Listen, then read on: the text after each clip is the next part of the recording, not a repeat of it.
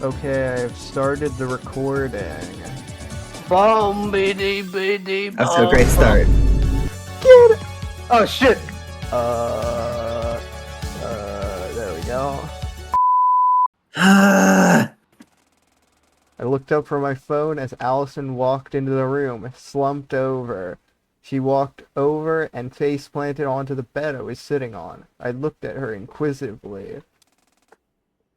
What's got you all dark around? hmm. I leaned over and poked her hair. Poke. Poke. Poke, poke, poke, poke. Touchy. Yes. Shut up, Ellie. I can't make out a word you're singing, motherfucker. Oh, hey, look. My delay, my Allison stream sat 3 save up. file just got done. Anyway. Hacking, something you've been doing all day. Even Well, speak for yourself. I finished up pretty early, actually.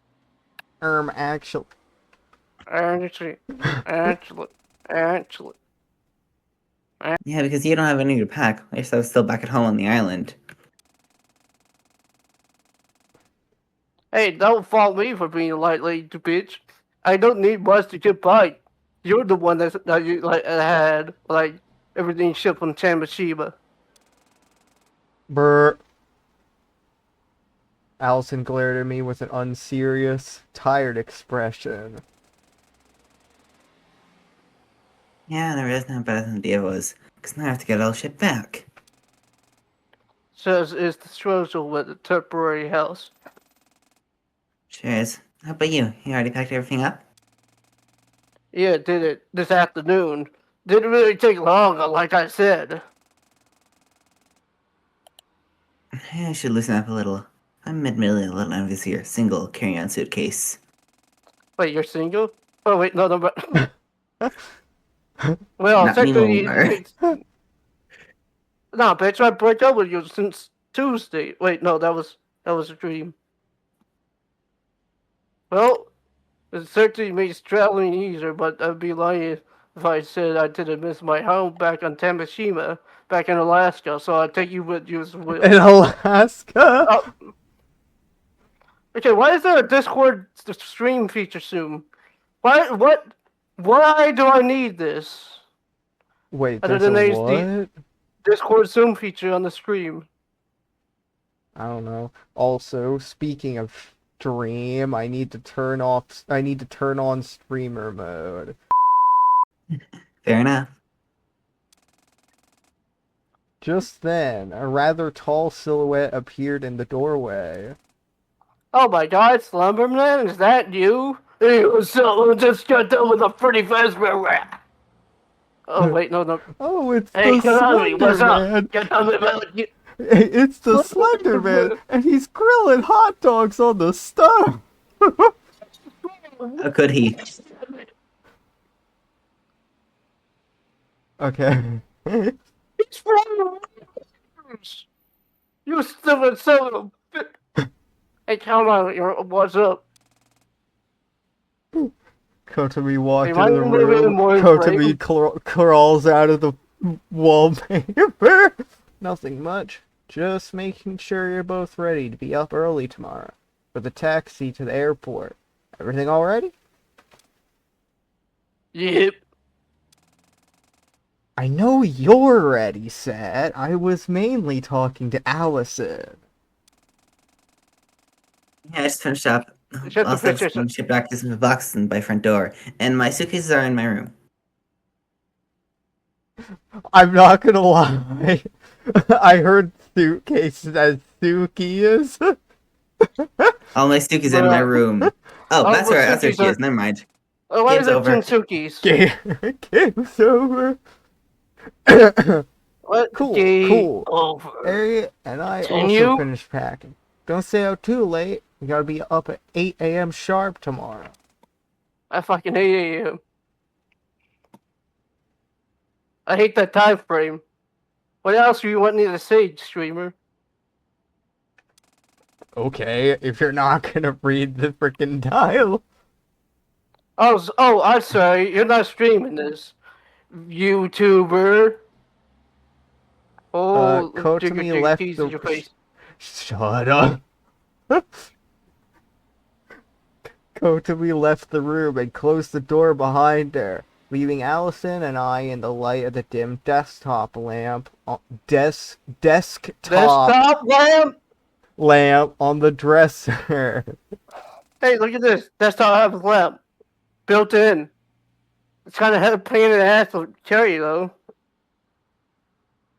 Allison, Saturday. What the fuck are you talking about? Crack.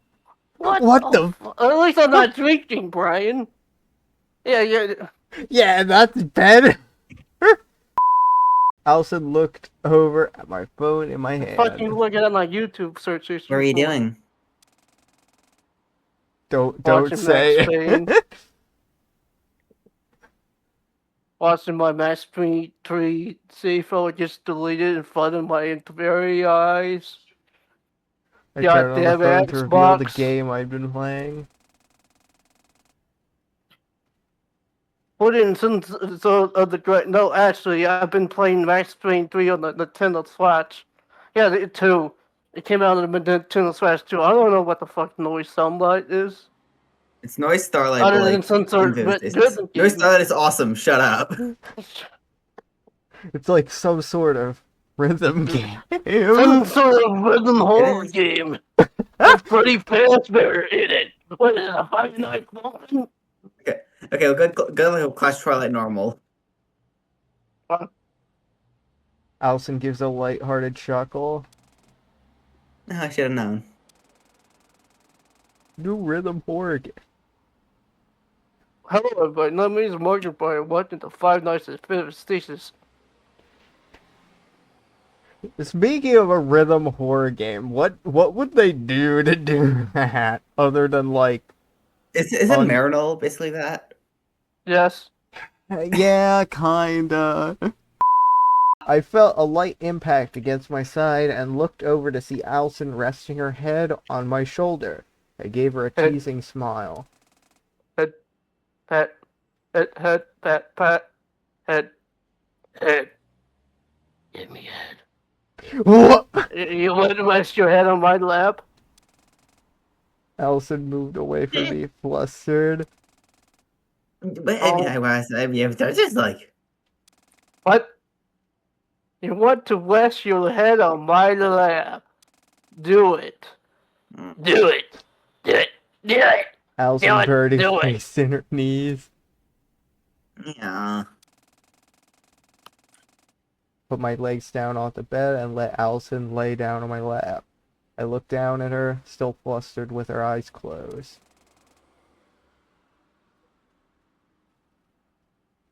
Hey, you can't fall asleep there, you know? You can't stop me. The no square. It's time no square, though. Oh. I revoke your lap privileges. You can't lap me anymore, bitch. But You can't lap me in Mario Kart. You can't lap me in Mario Kart anymore. I took away those privileges since I birth. laughed softly. Yeah, you're right. I guess you're sleeping in the building then, huh? Allison opened her eyes, and then Saturday closed her eyes. And next to my friends, I'd say I got pretty lucky. To say.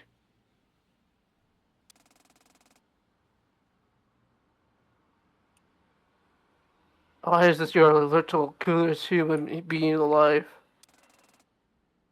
I want Oh, to was choke that too her far? to death. Sorry. I want to choke her to death What?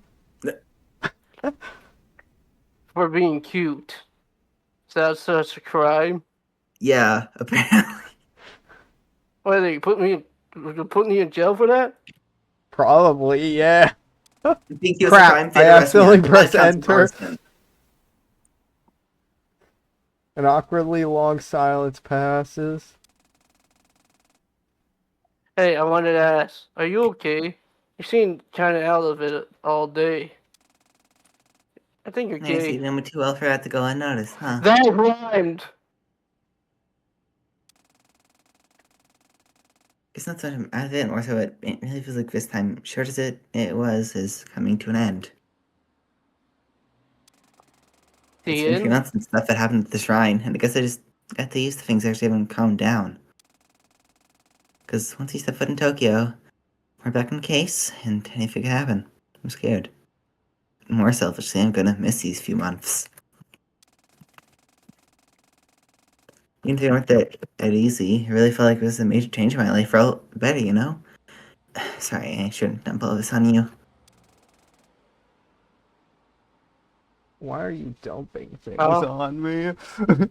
I don't know what the fuck you just say? What did you just say? I said, I wasn't. why are I you was afraid. I said, why are you dumping things on me? Go, my bucket of scalding hot water. What? Hell yeah! So, why are we still on this? Because you didn't read it. Isn't it? Why? It's okay. I understand completely. I thought it was the Unhinged edition, not Delay the Game edition. Yeah, but the unhinged is on top of it. On top. Why is there so many goddamn bubble clubs? Oh my god! Get all it. What? Nothing. To be honest, I'm kind of in the same boat. My entire life, I already took such a monumental turn area. Monumental. Shut up, monumental. I'm gonna break something. Monumental turn area in the year, and it really feels like we're about to take another one, doesn't it? There's some sort between. We're not doing between space this episode. Oh wait, no, Damn. God, I'm free. I mean, fair, but damn. I thought you said we were. No, that's next episode. What do you want What? to do between space? What? What? Wait, sorry, are we doing between space for an entire episode? But also, read. I did. When? Before we went on the tangent, I read. Okay. Unless you continue without me knowing. Yeah, I agree with you, but it's still scary, you know? If I edit this and you didn't read it, I'm gonna crash out. Yeah, of course, but we are not facing this alone anymore. Neither of us are. We got an entire damn military behind our backs. What the fuck are you You're right, as talking always. about? The It's always USA gonna be military. scary. But we'll press that anyways, right?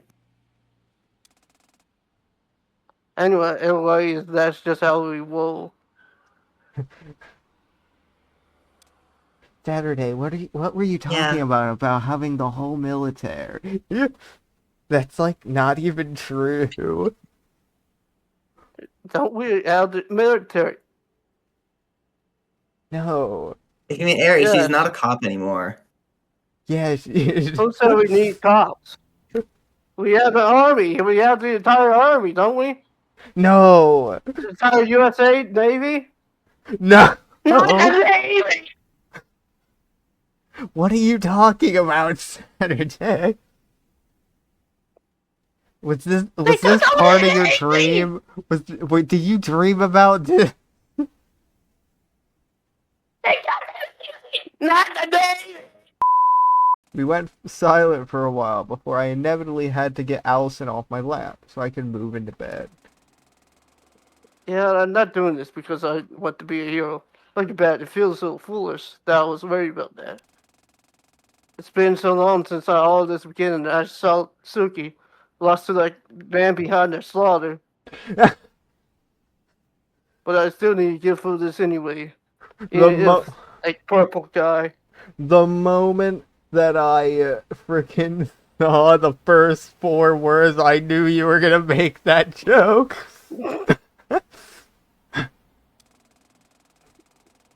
And if there's something awful waiting for me at the end of this, sure, it would. Do I ever mention these? Is that torture of? Wait, what's that song again? Underscored, where it's very fucky. Duel? Yeah, Duel? Duel. What? No. What? That's his official name. Yeah. What? Why is it called Duel? Because there's two of them. Two of what? Two of them. Two of what? Two of her. Huh? Is he stupid?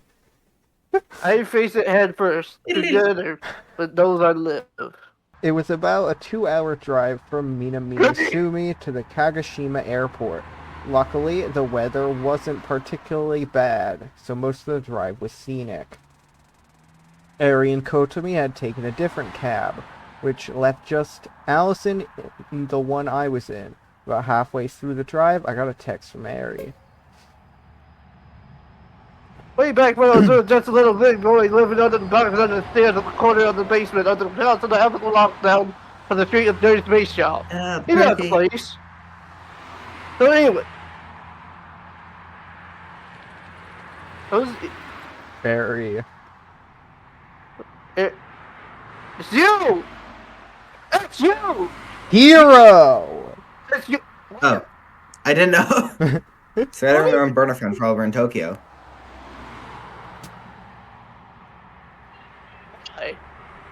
Why do we need burn phones?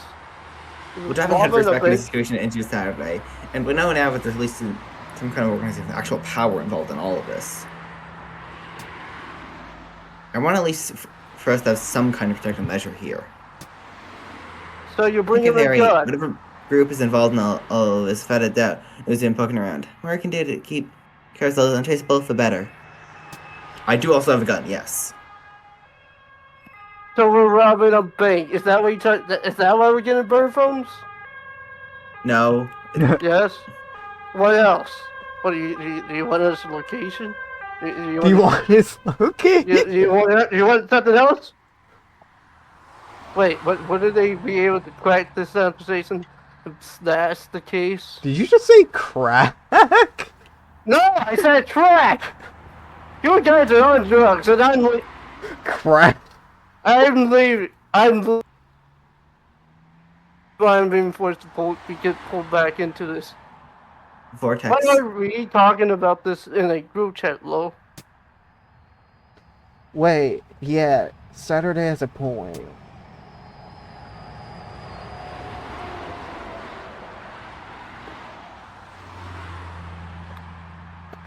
Hero. Protect the circus conversation, yes, but they want to actually get the numbers of the phones from us alone.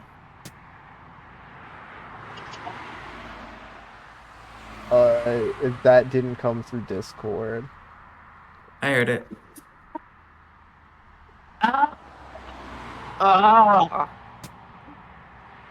Okay, I get you. I can go tell me hers, and I'll give you two yours once we are at the airport. Just let me know in advance to explain it in crowded space. That makes sense. Thanks, Ari. Yeah, no problem. I put away my phone and looked out the window. We were passing through Tarmizu. The ride was relatively quiet after that, and with the occasional light talk between Allison and I. Eventually, the two taxi cabs met up at the Kagoshima airport. Airport, sweet airport. I hope there's a twin tower here. You hope there's what? A tower here. Oh. God damn it. God damn it. Saturday. We gotta go to I'm not letting What? It's Saturday. There is no third tower. That's all over already. How many times do we gotta tell you? No, I'm not letting you do that again. She pulls out the gun. Party, bro. What the hell? Yeah. You're talking too loud, Dakota. What do you mean I'm talking too loud? It's barely coming through Discord. You're topping out your mic. That hard? Party pooper. Kotomi laughed.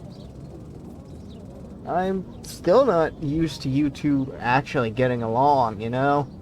Eri, you hated Saturday's guts just a few months ago. A few moments! A few moments ago. Hey, I never hated her. I just had a strong idea of what she was like in my mind.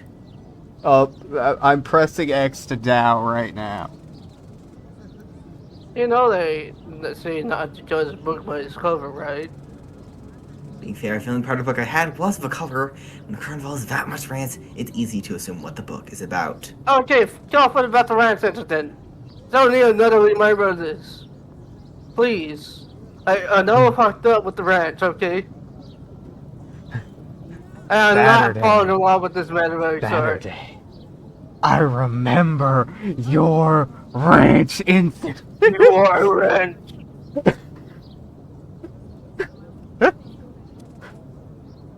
Of course you aren't. Oh, Allison and Kotomi chuckled, and we moved off of the taxi drop-off area into the actual airport building.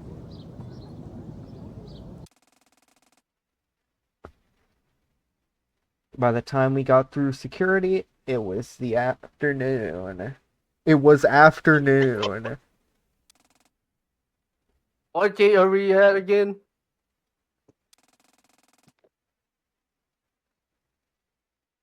Allison reached into her pocket to check her boarding pass. Gate 47 looks like, so that's down that way.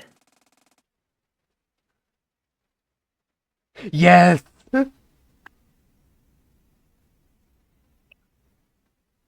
Dakota! Saturday! Dakota from Ovator. Saturday, wake up. Wake up, Saturday. Movator.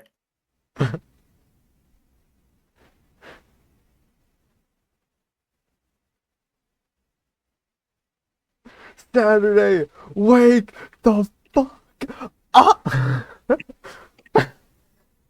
I'm back. Why are you laughing? Oh, wait. Hold on, I went to the light, the motivator. The motor. Motivate me. Yeah, that's what it says. It says What else does it say? movator. Movator. Motivator? That's what you're calling it now? Show me your motivator.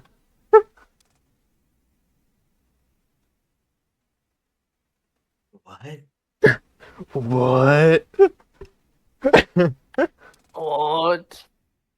No, I know that sounds the motivator right there.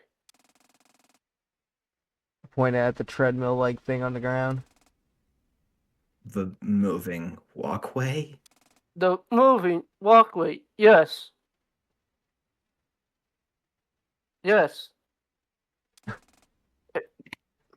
Nobody calls it a movator? Wait, you guys never heard it called the Movator? I have never heard it called a Movator. It's a motivator, like an escalator, but you can move. It doesn't go up. Simple. An escalator also moves you? There's Well, a in difference. Canada, One goes people- up and one goes straight. When I lived in Not Canada, either. people called it a Movator. Well, this is in Canada, is it? And that's not any less. It's not any less of a motivator. I hope you realize that in the time you've been arguing, you would have reached the end of the movator. I'm going on the motivator. Motivator. Then go! Nobody's stopping you! Yeah. I can still see her. She's getting on, give her a second.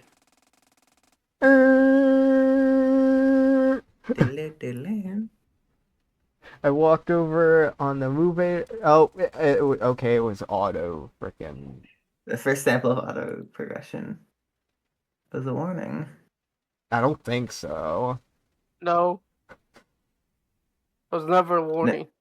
No, No, it's a warning wait, of the many auto-progressing scenes to come. there was already one in the end of chapter 1, the conversation between Oh Suki and yeah, Dawn. and also, actually, never mind.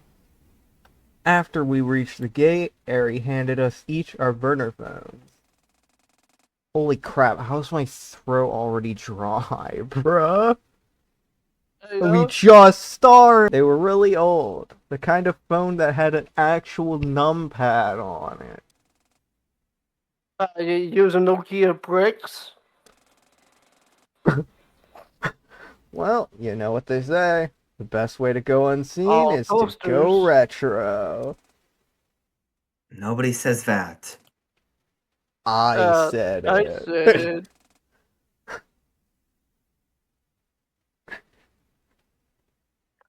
Hey, that's my bit.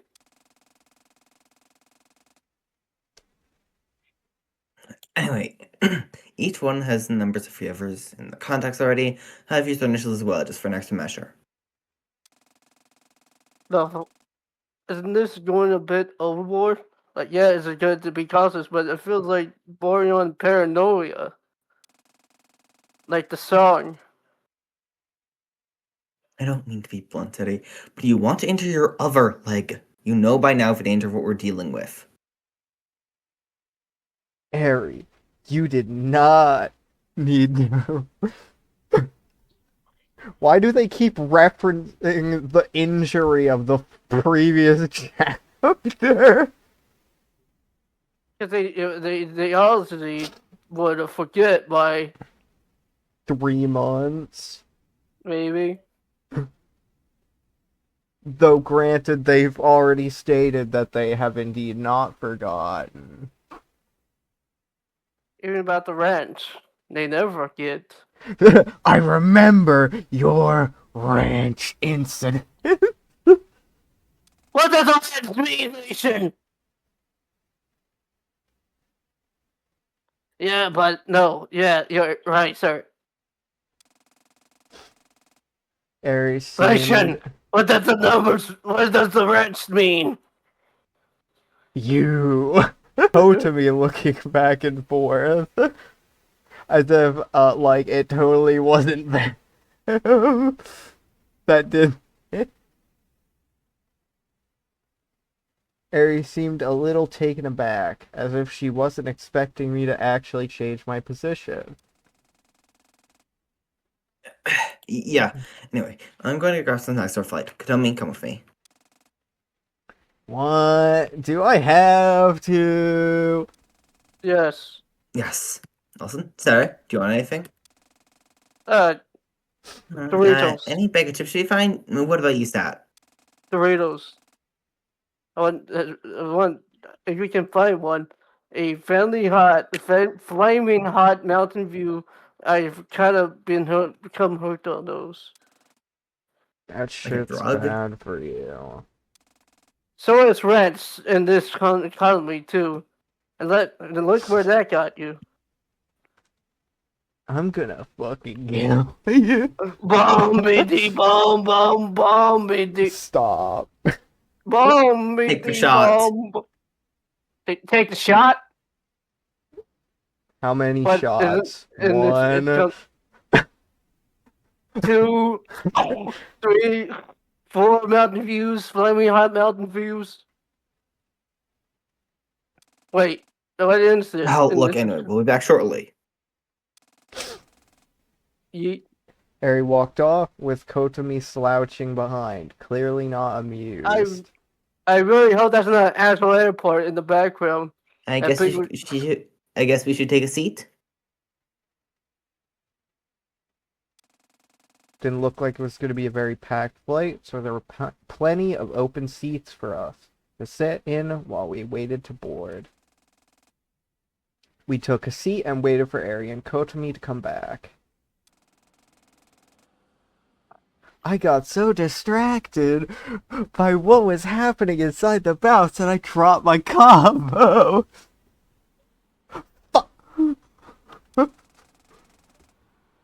Oh First time. man, not even an S plus. That's gonna bump my rating down quite a bit. God damn. Oh, man. Ah, dang it. Let's show. Yeah, I couldn't really complain though. I put away my tablet and rewinded the feed that was displayed on my monitor. Burner phone. Burner phone. I can probably like this one. Burner phones, huh? I could probably make that work. I spun my chair a bit to the left, focus on one of the other monitors. Much as I hated to admit it, I was actually starting to get used to the little space I've set up. It's a little ironic when you think about it. I'm the one pushing Saturday towards the truth, but I found peace in this little hideout that exists outside the narrative. Aha! Wait, Thor's the Got bad the guy? number of Saturday's phone. I have your IP address. The Tamashiba 1.4.3 for the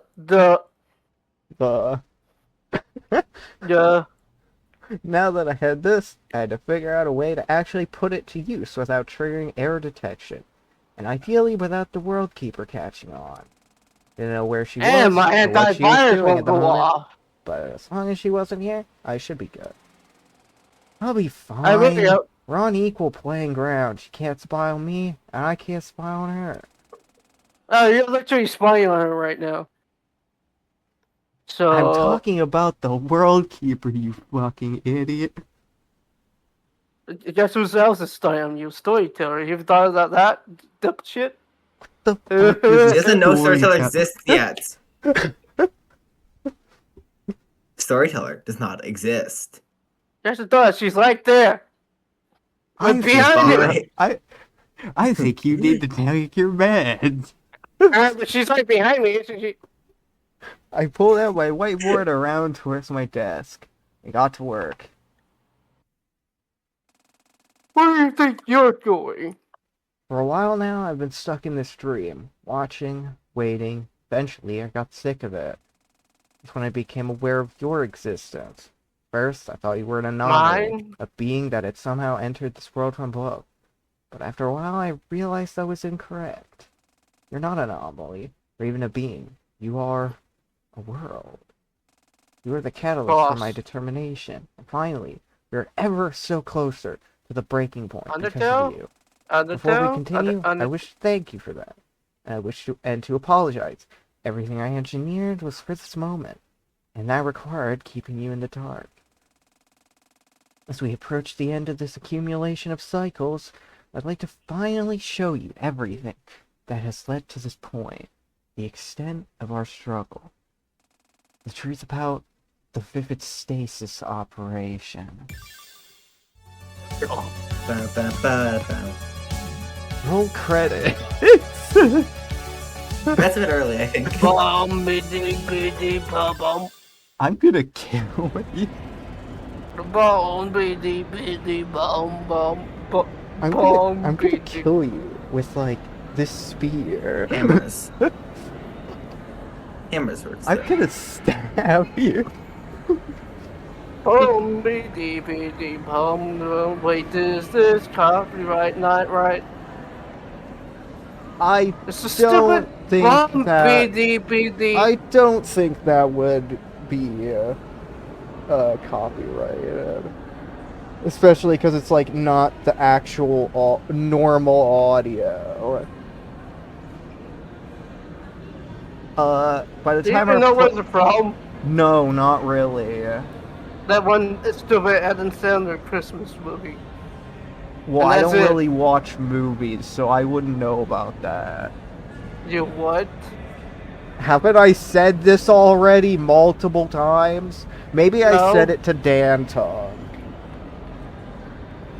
You mean you don't watch some? I've On watched occasion? some movies, but it's usually like when our mom and dad take us to watch movies. Alright, By the time our plane landed, it was well into the evening, and being winter, that means it was dark the moment we stepped off the plane. Ah, Jesus, cold. So cold. Why is it so It's cold? cold for a few hours. I'm not surprised they're cold. Do you need my jacket? So cold. Truth be told. I mean, if you're out here in it then. Yeah, I figured. Here. Allison walked over to me and handed me her jacket. I wrapped it around myself. Would never find myself admitting it to her, but I wasn't really that cold. I just like wearing Allison's coat. Cold. So cold.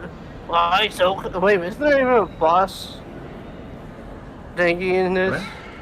Boss Last wish. song? That's it? No supernova? That's I chapter mean, Chapter 4. 4. You fuck. I gotta wait It's for the chapter train 3. race to... I started to walk I started to walk forward toward the exit to the luggage claim. Allison stopped me.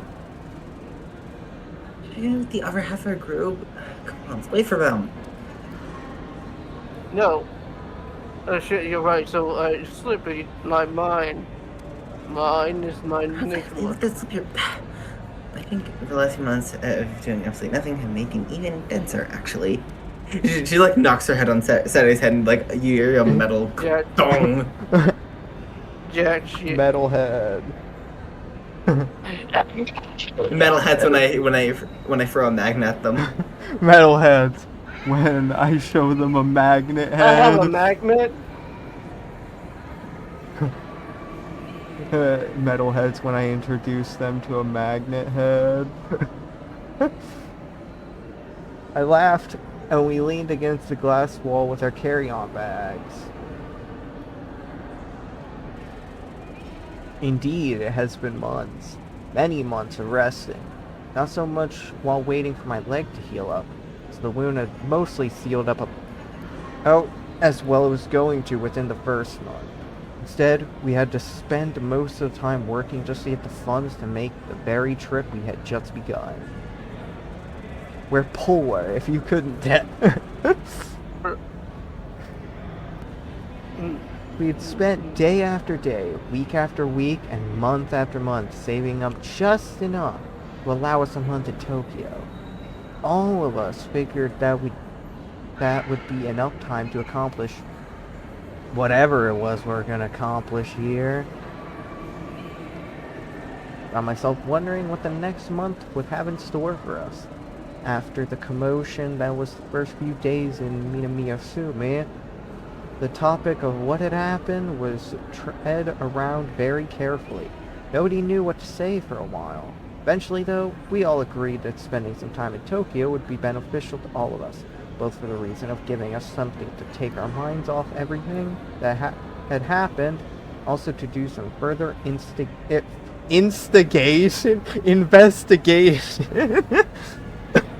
into that very same How do I say instigate? What the fuck? Instigate everything right now.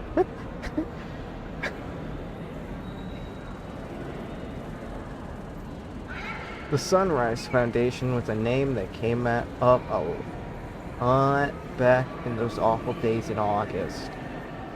And the fact that nobody could quite remember or explain what it was, but knew that it was related to whatever... Related to what? Related to what?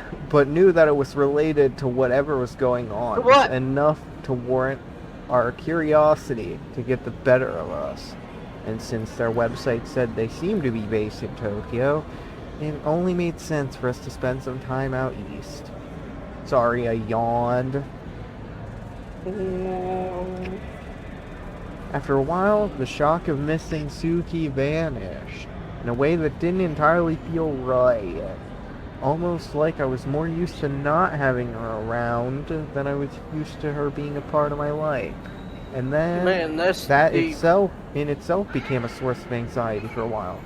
Luckily, Allison helped me through many panic attacks, and they calmed down with time. What else happened?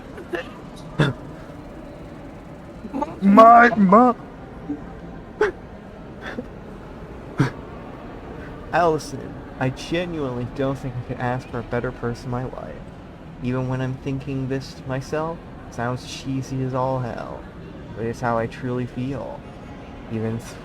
Even though we said we wouldn't date until after everything had calmed down, my overwhelming feelings of love for her never got any weaker.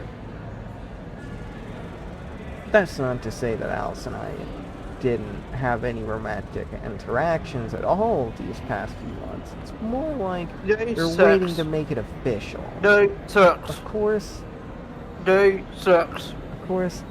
everyone else had already realized long before we told them. Sucks. Erin even said she didn't know we weren't a couple until after the Geology Museum incident way back in July.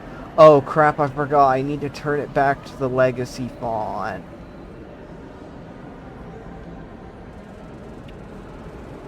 Wow, Dave, developers, David Fitz. I have no idea what you just said. They're not able to fix the new font. Apparently Is it not. impossible? Why isn't it possible? It is probably possible, it's just not happening. When I'm with her, I generally feel like I could overcome anything that's thrown at me. Even more than that. I just know I can. A way feels like it's already happened, time and time again, and yet... Wakey, wakey, eggs and bakey, Saturday. Shine, Dr. Saturday. Rise and shine, Miss Tasselgari. Rise and shine.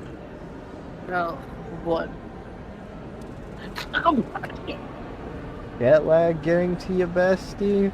Wasn't even that long of a flight. I looked up to see the ever-opposite sisters. I guess they had caught up to us while I was deep in thought. Hey, Discord, hey, shut up. I had an energy drink at the start of the flight. Are those supposed to keep you awake? No. Actually, yes, but no.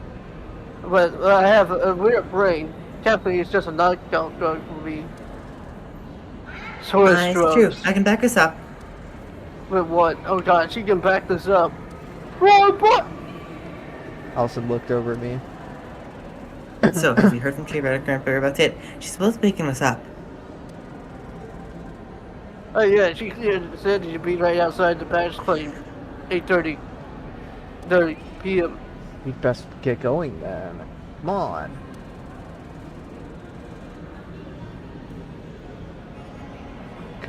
Kotami sprinted down the long passageway, leading us to the baggage claim. The remaining three of us looked at her defeatedly. It's still 8:20. Regardless, we ran after her. Better to be early than late, probably. Turns out Kotami might have been right to run, as all of us severely underestimated the size of the airport. In the end, however, we managed to make it in time. How fucking big is that airport? Probably pretty big. It's Tokyo.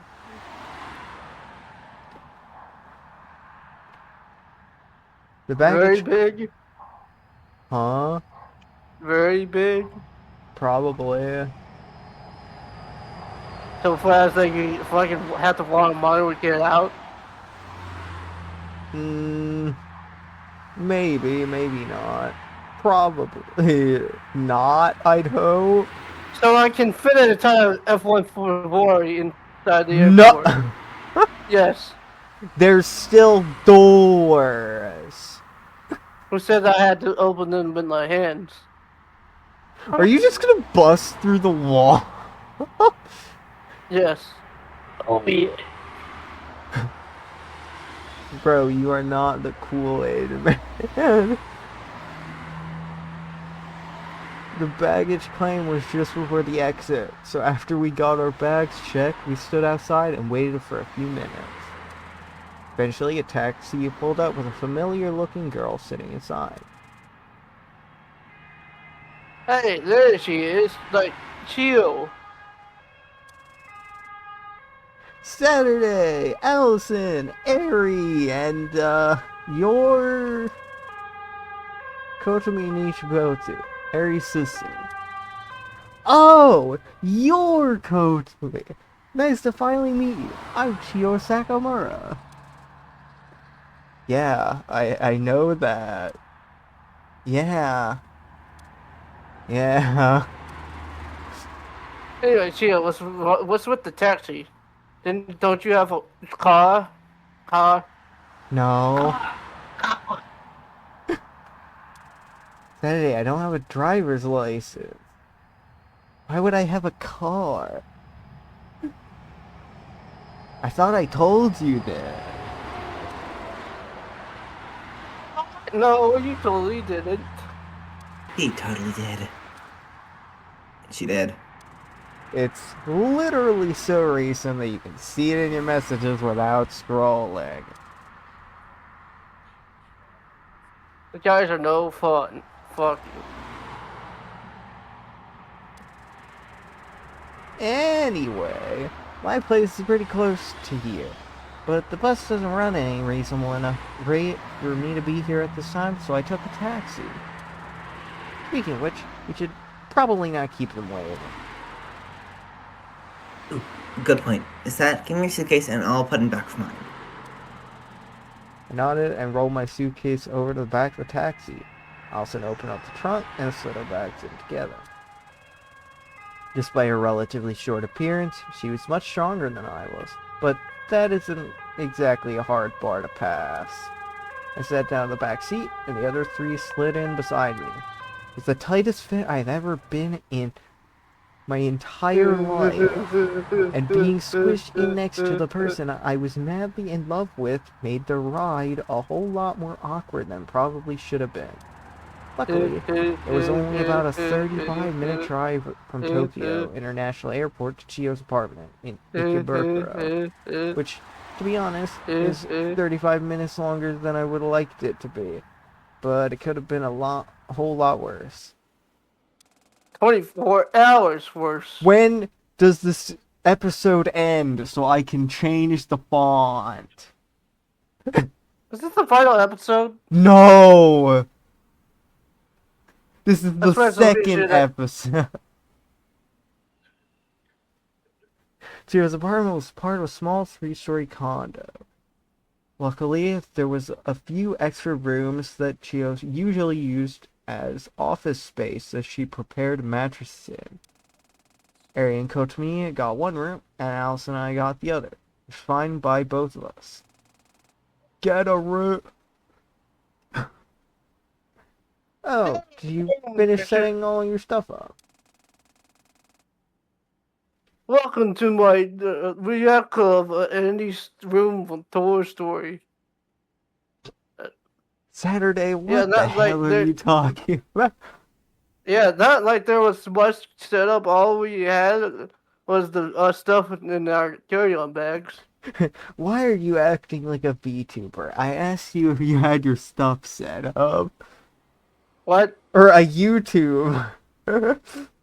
What? Did I say This a is the way Did I say a VTuber? Yes, You you did, yes. did. This is the outcome of Spanish rooms from Toy Story.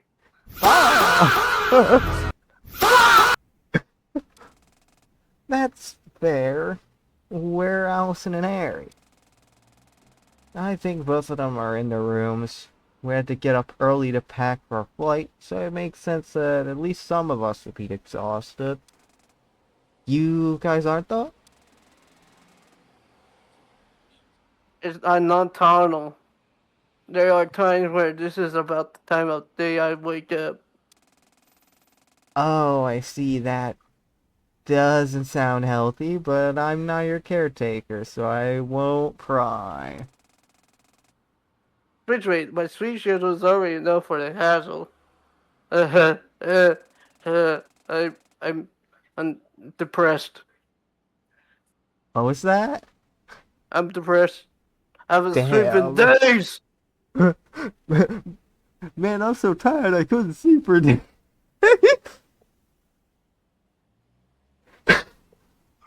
You guys want to sit down in the living room and chat for a bit? I haven't had the chance to meet you yet. Oh, to me? Sure. I'm assuming you'll still be up for a bit too. Right, Saturday? Yeah, of course. I'll join you guys in a minute. Let me just check on Allison first. Gay sis, not gay partner. Sure thing. I could have swore she was just about to say sister for some reason. No. Don't mind me, I'm just playing Patrol 2 2007. Damn, that's crazy. Chio and Katomi walked down the short hallway to the living room, and I started walking up the Crazy? I was stairs. crazy once. They locked me in your room. I'm Room full of gonna Saturdays. I'm gonna shoot you with a gun. Mimic. I was Mimic. Then we'll see who's crazy. Isn't the guy that's showing the gun is crazy? Not the guy that's getting shot by the gun? That's the point. I started This walking is up. theory!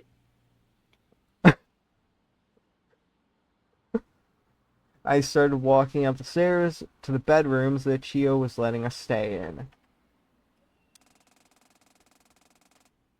What the fuck? I slowly opened the door. I I slowly did open opened the door! No!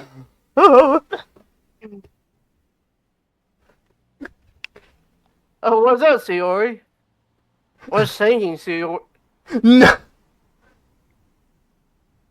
I'm gonna kill you. I slowly opened the door to the room Allison and I were staying in. Sure enough, Allison lay inside, passed out cold. That's some nice dots there, Saturday. Dot. I backed out of the room slowly, but then I heard a soft voice from below me. Saturday, I'm in your walls.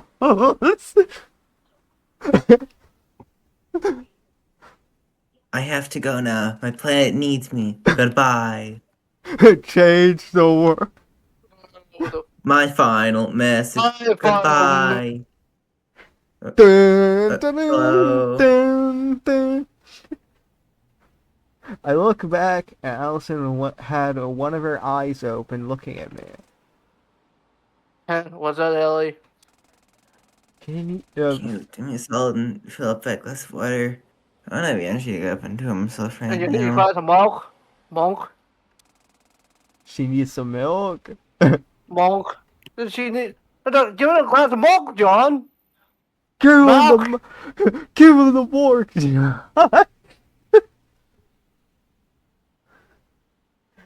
She pointed at an empty glass in the nightstand beside her bed. I laughed. Is she also doing a soy jack? What? She's Oh. doing the soy jack face that's pointing... No, she's half Of asleep. course, I can hold... Not in her, Saturday! Oh. Probably not. I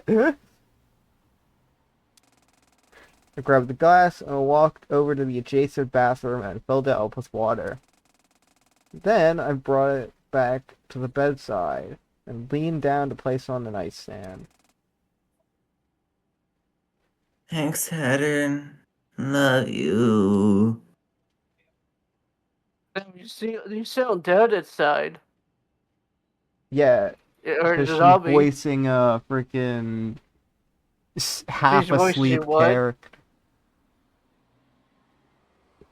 Huh? I said heroes Bah. voicing a half-asleep character. Uh,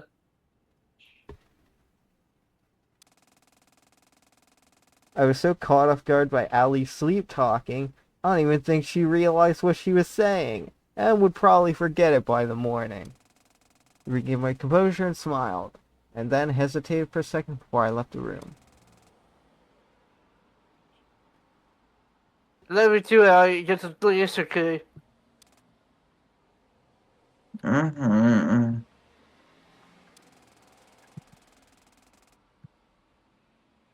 Closing the door, I stood in the hallway for a few minutes to wait for myself to stop blushing before I went back downstairs. Are you gay? Is this freaking episode going to end ever? Yes, it No. will soon. Can you just Soon edit this out and TM. change the language font? No. Gio, Okay, fine, Kotami, I'm and gonna do a I gay little sat... dance pisses you off. What you say? There's a little gay little dance that pisses you off. Look at the GIF. Oh. GIF. Oh. I forgot. I'm not gonna get pinged. Yeah, because you're on streamer mode. Yeah, so there isn't a bunch of pings in the video. What about you Y'all getting gotta pinged tell by? me. Y'all gotta tell me when you send stuff that I'm supposed to look at. Anyway, don't look 2 images up from that. Oh. Gio, Kotami, and I sat in the living room for the next half hour, talking about how life had been in the past few months. I felt this sense of almost familiarity.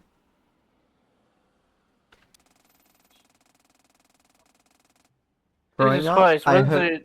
What? when is this internal talk going to stop? Growing up, I had always been the loner aside from the few friends I'd had. And even then, aside from Allison, none of my friends felt super close to me, in a sense. But now, I felt like I'd recently found the Now, people I I don't want loved, this. and that I would do anything to protect. Soon enough, Kotami went to bed, and Chio followed. I sat in the living room alone for a few minutes before retiring for the night myself. We had agreed to spend a few days out enjoying the city before doing any kind of thinking about the Sunrise Foundation, and I didn't want to be even remotely tired for that. I wanted to go to Tokyo for a long time, and I wasn't about to pass up the chance I'd been given. Huh. Wait, what? Didn't I live in Tokyo at some point? Oh, it's New York, wasn't it? It's almost like some sort of Psycho. altered memory. It's like some sort of terminal journey. Some sort of Metal Gear Solid stupid shit. Though it was already our second day at Tokyo, it was our first chance to actually go out and explore a bit. We'd spent the entirety of the 17th recovering from jet lag and general exhaustion from packing everything up and moving it out of our temporary home in Kagoshima. It wasn't until today we actually had the chance to get out of Ikebukuro. That is not how you say it. Ikebukuro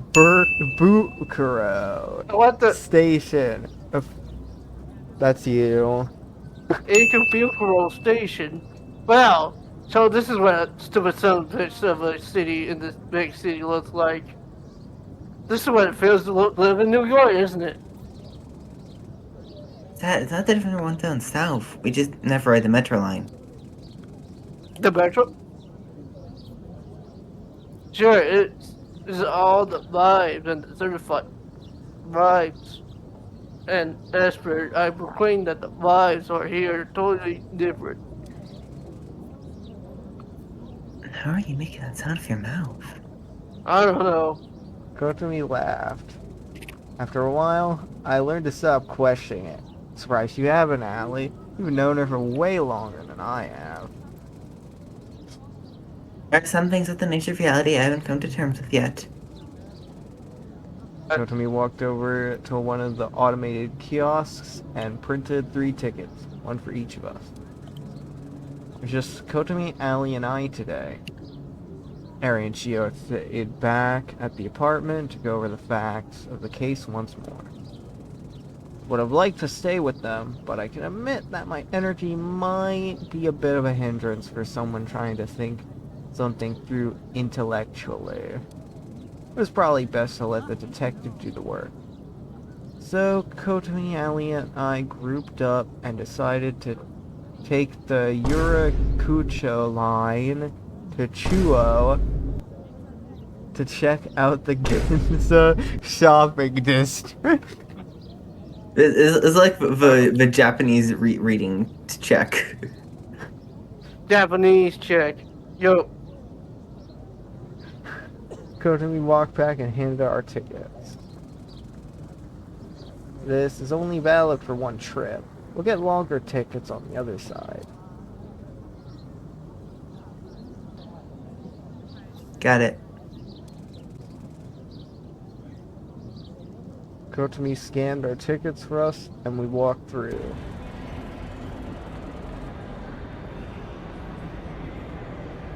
The ride to Ginza... oh my god! the rides are Ginza and Chrome. Ito. It's Chrome. It's Chrome. Okay, so, frickin'... Who here speaks Japanese? Dakota, shush No. for a second. Hero, repeat that? Ginza Ichome. Okay, the ride to Ginza Bro. Ichome station was about half an hour. The train we were on was decorated with a lot of cute advertisements and decorations. You have trouble at pronouncing advertisements? Ah, Wait, was that yes, another- advertise.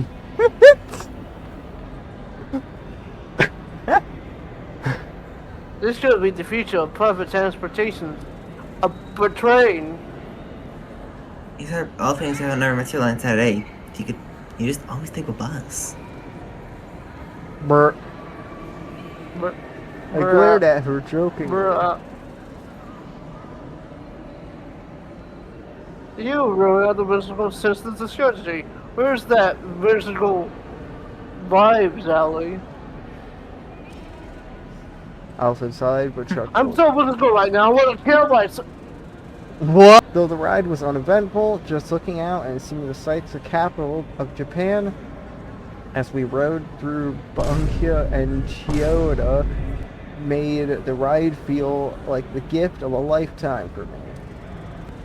I was never really partial to the nature vibes of Tanegashima, even if I missed it a little having been away for so long. Even despite that, I often found myself forgetting that I had lived on Tanegashima in the first place. It was probably natural after not living there for a few months, but it felt a little unnatural, like the fact of living there in the first place wasn't right. But I shook the thought from my mind. Stepping out of the station, Kotomi pulled out her phone for directions. What? Here we are. We can split up from here, but make sure to keep in contact with text. The absolute latest, let's meet back at the station by 4:30, yeah? Not sure. Where are you two going? Right? I'm going to Ginza 6. Heard a lot about it from all. I want to check it out. How about you? Oh, you sound British. Free. You're fucking British, Mom. I'll probably just wander around the streets for a bit. It's not often you get to just wander around Tokyo. What are you gonna do Saturday? I'm gonna just take a taxi up to the arcade that's more of my kind of vibe. That is not what she Is said. that not the arcade place? I Oh don't. wait, no, that is Waffle. Just That's pretty Waffle. far out. Should I come with you? Dee dee dee dee bum. If you want to, but I know how to use the taxi system. So Allison seemed to contemplate for a second, but thought it would just be better to just really, trust me, which I appreciated. no, you don't. Okay, just text it if something happens, okay? Text when I become the world. Okay, I will. What? The text when I become everyone at once. Okay, I will. Or whatever the fuck. What even happened during that sequence? The fucking all the colors and all that stuff. The three of us split up, each exploring the big city in the way that appealed to us most. Despite the rough circumstances that led us here, the chance for a trip to the capital isn't worth wasting. Ari and Storm the Chio capital. Oh boy, please. could discuss them at home, but we're all more than willing to take a much-needed breather. Immediately after stepping out of Akihabara Station, I was assaulted with a wave of sound. It made sense after all. Akiba was the biggest electronics district. I pressed.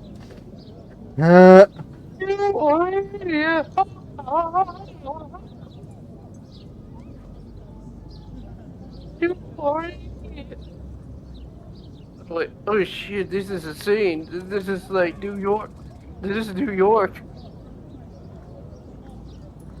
New York City.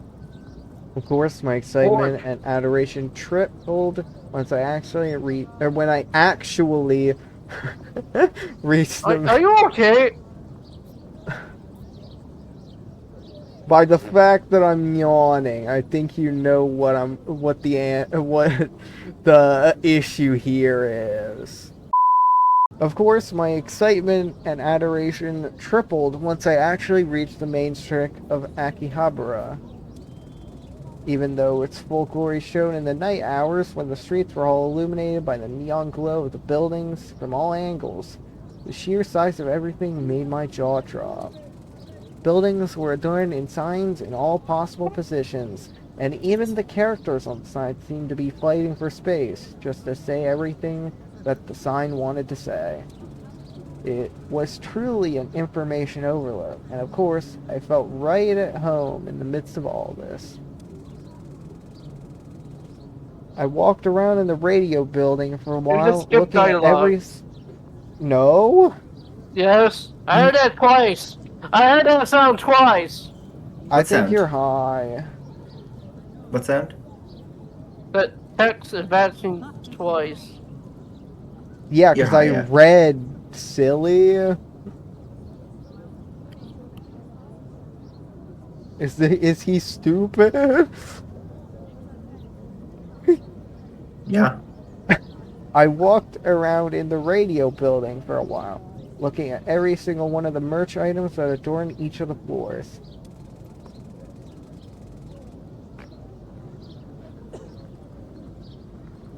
After spending an hour here Maybe alone hours. and realize what? Huh? What'd you say? Nothing. After spending an hour here alone and realizing I was only on the third of 10 floors, I forced myself to walk back out for my own good. I ended up spending most of my time at the Game Station arcade. I didn't often get a chance to visit arcades, with them being less common in the Southwest and straight up non-existent in Tanegashima. Yes, finally, I got an S on the 10. Let's go, gamers. I Let's go, spent the gamers. following Gamers. Wise up. I spent the following hour and a half trying a bunch of new rhythm and fighting games I never got the chance to try. and falling in love with a whole ton of new games all over again. That's what Genji does it, Super does? How's that blockable at all? Kanchi? Coincidental name, apparently. I don't. I still don't know, honestly. I'd known it for a while, but hanging out in Akiba had settled it. I'm definitely moving to Tokyo once all of this is over.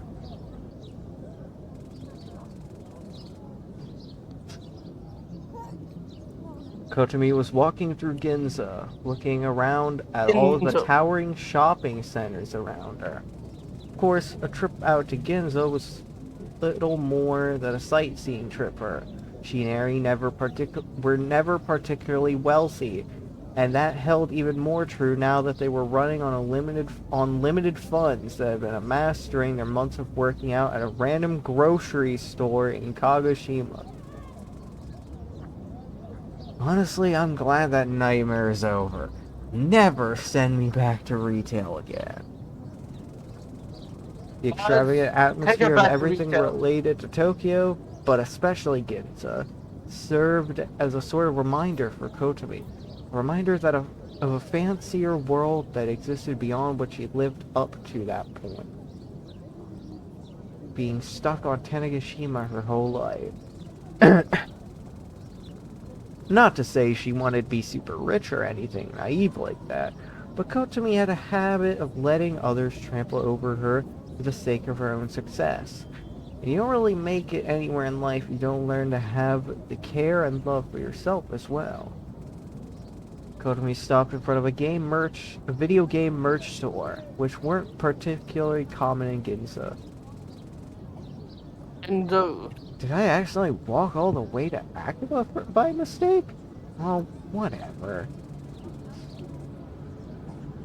She wasn't really one for that kind of childish entertainment as she saw it, but decided to take a look inside anyway.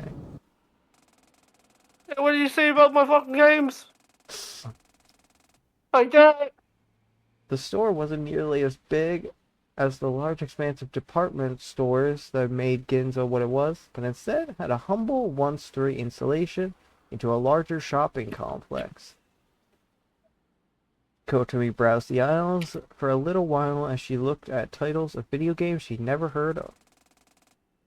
Oh, Xeno Strike Legends. I think Saturday told me about that one. Though she'd never actually say it to her face, at least not for a while, Kotomi envied Saturday in a way. Saturday had the kind of freedom and energy that most people envied once they hit their 20s. And although Saturday would turn 20 next July, Kotomi didn't doubt for a second that that energy would stick around for a long time.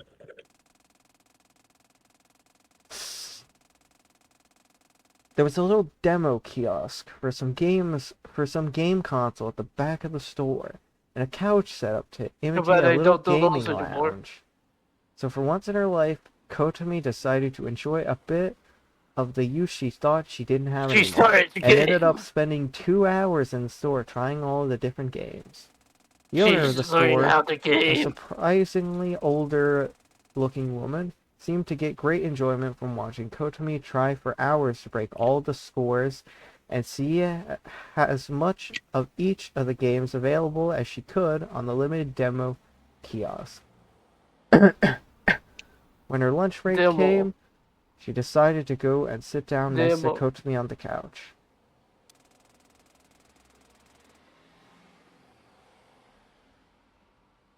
Who's reading for the storekeeper? Did you mean story? What? Hello? The storekeeper.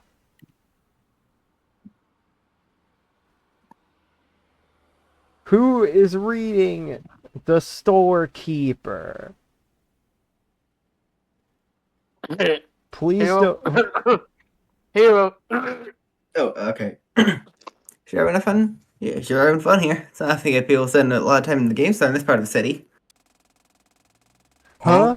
Oh, yeah, I guess. It's been, what, 10 minutes? I'm sorry if I'm hogging the machine or something. The storekeeper laughed and leaned back into the couch cushions. Here, An hour and a half, actually. That's okay. Nobody else really comes by for that long, and I especially don't see people using this old thing. Old thing? This is like a preview kiosk for some upcoming console, right?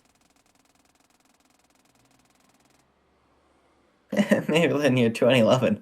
The Wii U did poor sales like in 2016. But it'll such a place in my heart. It's like the dumb kiosk up anyway.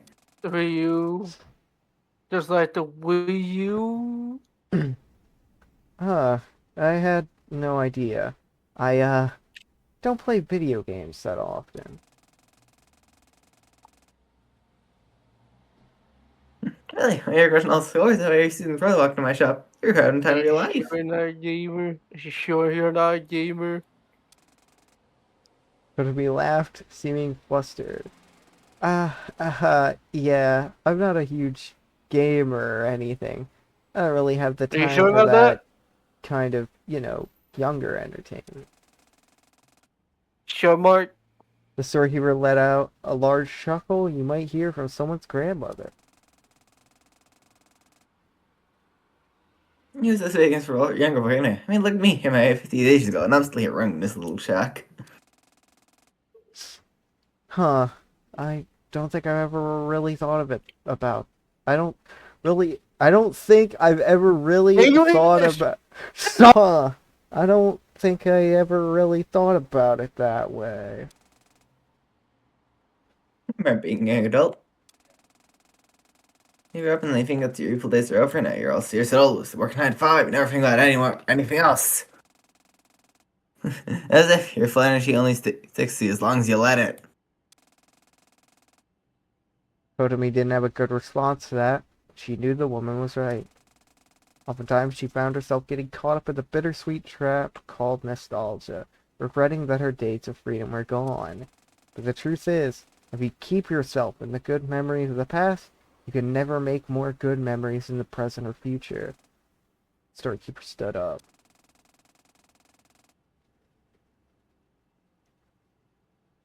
Yeah, my thing was commercial failure a decade ago, but I still have some for sale in the store.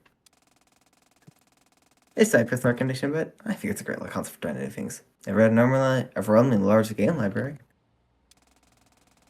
I don't want them, but they are technically for sale. Kotomi thought about it for a second. What the hell? I'm not a fashionista. What the hell is this? I don't think I'm gonna be interested in much else in Ginza. Kotomi all stood up and walked over to the counter. She ended up walking out of the store with the console and a few games. It's already 4. A.M. No, PM. It's not even 4, it's 1:45. What are you talking about? Because we're going back in time. To Get turkeys off the menu? We're going back in time to the first Thanksgiving to get turkeys off the menu. Allison ended up not buying what you say? Get turkeys off the menu. Allison ended up not buying much, instead looking around at all the expensive clothes and finally finding herself a place to sit down at the food court. Of course, she knew that she wouldn't end up buying much. She was more so just taking in the atmosphere of a place where so many people cared about their appearance and the way they present themselves to the world.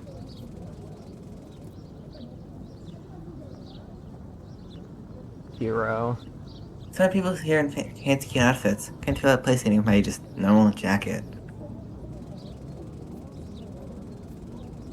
Allison was never particularly one to care about her outward appearance or presentation, and she never really understood why people would, at least not in the beginning. All this changed when Saturday came out to her as transgender, though. In the pajama. You're back, and it's been 7 years since then. And when I think of like September 2015, was 7 years ago now. Allison, I have bad news for you. 10.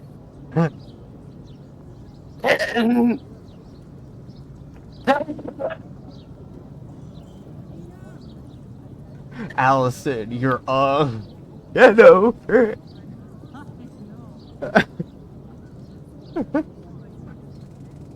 At first, Allison hadn't really Wait, no, it understood would be the 11. concept when Saturday had brought it up to It's her. 2026. But thinking about it for a little bit, it felt fairly obvious to her. Why shouldn't people get the chance to choose who they want to be? Gender, sexuality, race, religion, all these properties don't matter as long as the person is kind and humane. That was what Allison believed, so she was relatively quick to accept who Saturday wanted to be. But both of them were still young, so the idea of someone harboring hate stemming from another person's identity didn't make sense to them. Truly, to be young is to be more blissful. Though Allison has always been more confident about her gender and being fine with who she was on that front. Saturday's own realizations about her identity did lead Allison to think a bit on her own life throughout the years. It was through this that Allison realized she was asexual. Woohoo! I tried anything. Wow, this was kind of gross, and everyone told me, you'll stop thinking it was gross when you're older, and then I just never stopped thinking it was kind of gross. Allison had struggled with that for a long time. She had felt like because she wasn't seeing what everyone else saw, she was defective or something was wrong with her. Saturday helping her out in her own journey of self-discovery was what made her fall in love in the first place. Even from the start, Allison and Saturday had always been the most important person in each other's lives. One might wonder how it took so long for their true feelings to blossom. Suddenly, Allison phone buzzed, and when she read the chat log on her lock screen, she couldn't help but burst out into smug laughter. How do you leave the subway? Sorry, are you looking for Google? What? Follow the yellow exit signs. Heading up. No, like, what does the exit gate want from me? Put your ticket in, and open and shoot it through. You want to shoot the ticket holder? Was I supposed to get the ticket back for the station that I put it into? Oh, God. Oh, yes. It comes out the other side. Oh. Uh-oh. Oh. The helpless grin, Allison stood up from the food court. Looks like she would have to rescue Saturday from the Ginza metro station. I'm free. Do you unlock the songs? I have unlocked all songs. I don't need to. Unlock them anyway. You know how many dead spaces? Dude, no. Dude, it's freaking me not. OSD. What are you saying? Unlock the sound notes. No. Ta-da! This is exactly what we needed. Gio carried a large cork board into the room. Harry looked at her with an exasperated glare. Seriously? What? I've always wanted one of these. And your notepad is very clearly running out of space. Harry looked down. It was true. Her notepad had been her primary method of taking notes since she started working as a detective, and it was almost completely filled up. She sighed. Okay, one more time from the top. We know that Suki went to work, disappeared on a lunch break, poured a ferry, went to a shrine, and then nothing. Do we even have anything else? Gio thought to herself for a second. Nothing that I can think of, unless you count the fact that the universe is conspiring against us. Fire without a source and a coincidental cave-in are kind of suspicious, don't you think? What, do you think there's a god out there that's pissed at us? Yes, and I am that guy. She has said it as a joke, but Chio didn't flinch or laugh. At this point, would you be surprised? It all seems fake, I guess. Or like we're following a trail of breadcrumbs that stray just far enough from the truth for us to follow it without question. That's an interesting take, actually. Do you think... At that moment, the door slammed open, and Chio and Eri both jumped. Allison, Kotomi, and I walked into the room. Oh, welcome back. How's Genza? It's all cool. We got a lot of fun stuff. We got this new Freddy plush, and I definitely did not get lost in the danger station on the way back. It didn't happen. Allison, Kotomi. That That happened. happened. I glared at them and then carried the bags full of apparel and goodies that we brought over to the kitchen counter. Kotomi slumped over onto the couch, absolutely exhausted. Allison, on the other hand, noticed the comically oversized corkboard and started fawning over it. Oh, the biggest growth I've ever seen. And you've organized so well. Was text color-coded? Oh my god, an organized day falling off the sword is the most beautiful thing I've ever laid eyes on. Eri and Kotomi looked at the strange sort of character with confused expressions, while I stood in the corner, just smirking. Even Chio was surprised by her strange passion for corkinization. Yeah, and the verticality shows approximate time. Avid looping from around 7 a.m. at the top to 6 a.m. at the bottom. That's the lowest concentration of events, so it leads to more coherent organizational structure. Oh my god, yes!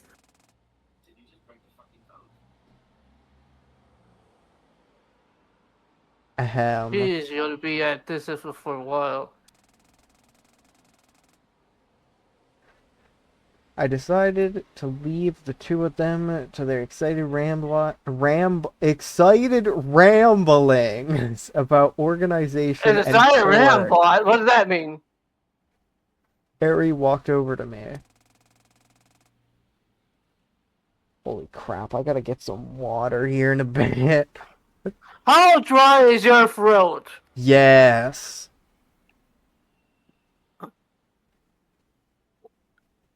And with how much I yap in voice chats, you'd be surprised on how not much it helps when I have to talk for a long time. So what did the two of you manage to figure out while we were gone? Anything new? Eri sighed. Nothing. Nothing, unfortunately. We're spitballing a few theories, but unless you have a good explanation for random acts of nature impeding our progress, we've kind of hit a roadblock. So we just need to look at some lesser areas of interest in the Tokyo area and hope to find a new trail.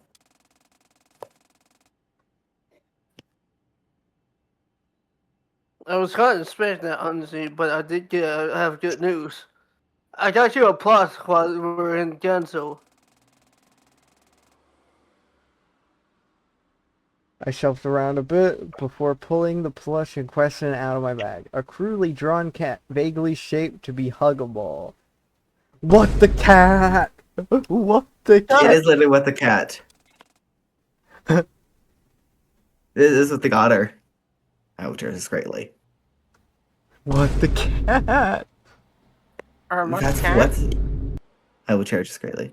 What the cat? Eri quickly scurried to find a spot in the room to act as a pedestal for it. I'm glad she likes it. Also, what the fuck is that face? What is she asleep? It's a colon-free. That's colon-free? Oh no, sorry. I was talking about the cat, not about Saturday.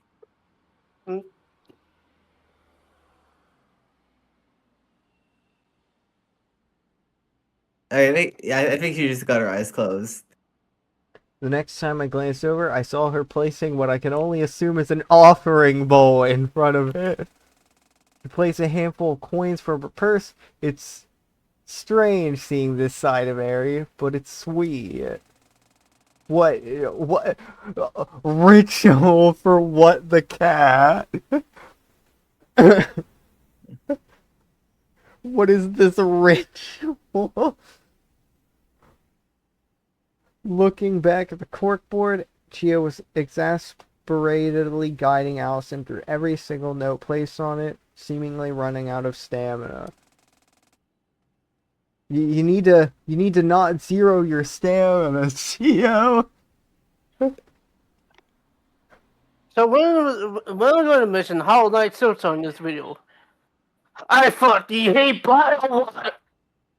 What? I hate BioWare! BioWare, I hate it! You're talking too loud. What do you mean I'm talking too loud? Isn't this... Yeah, but Mike's literally not picking half of it up. That's how loud it is. Watch that. your tone.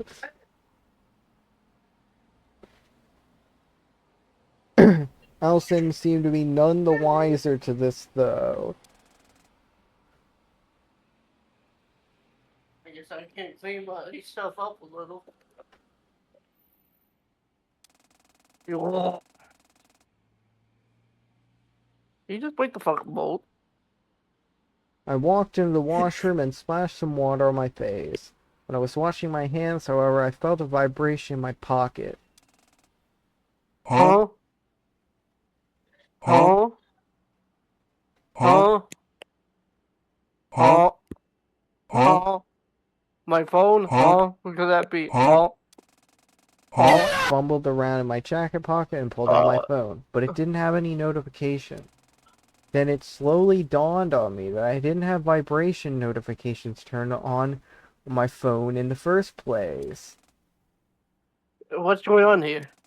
Reaching in my pocket again, I pulled out my other phone, the burner that Eric had given to me.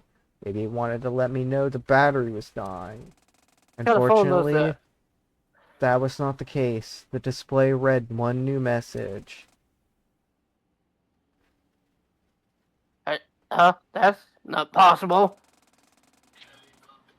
I opened the rudimentary messaging app and opened the unread message. When I saw what was in it, I froze. Oh, that's one of my favorite comfort characters in That's my my X-Men. location. Oh, that's one of my comfort character in my chat next. Hold off. Is your comfort character the Suez Canal? No. Maybe.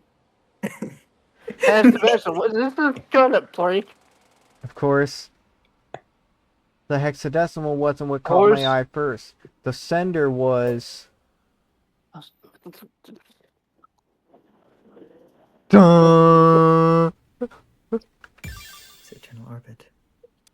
61151 phone. Dun dun dun. Wait, Don's the bad guy? I rushed back in the Where's living the room. bad guy? Shut up! I rushed back in the living room, out of breath. Allison was done with her corkboard fantasizing and was sitting on the couch with Kotomi. All of them looked up at me. Saturday? What's wrong? My phone, there was a message said, Something that I was panicking a bit. Allison stood up and walked over to me. Come on, sit down. What happened? The cycles! the psycho! I sat down on the couch and exhaled. I explained the text message that appeared on my burner phone with myself listed as the sender. Ari frowned. Yeah, by all means, it should be possible. I think I have to ask you if you're actually the one who sent the message.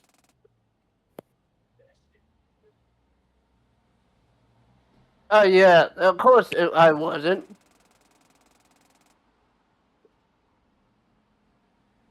I'm more concerned with the message content itself.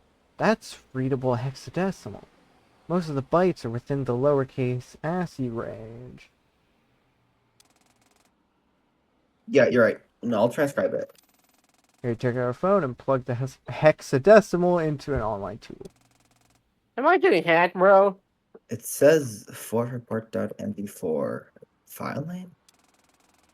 No shit, it's an MP4 file. My blood and cold. There was only one thing this mystery person could Hey, be hinting brother, at. Chris, that's an MP3 file. This link isn't real. Shout out to them for lying to us. Damn. Sure enough, it led to a video on the Shrine Report XYZ site, which presented a similar kind of puzzle to the original video from way back in the summer. Spent a good hour or so trying to solve the cipher. Also, I think the reason that it's not a link is because, like, way back, the whole Chapter 1 ARG thing was actually something the community was supposed to solve. You sure, Mark? You sure, Mark? It led to an address and a time similar to the original video. An empty lot near Shinjuku Station. It's a time of 8:15 p.m. on November 19th.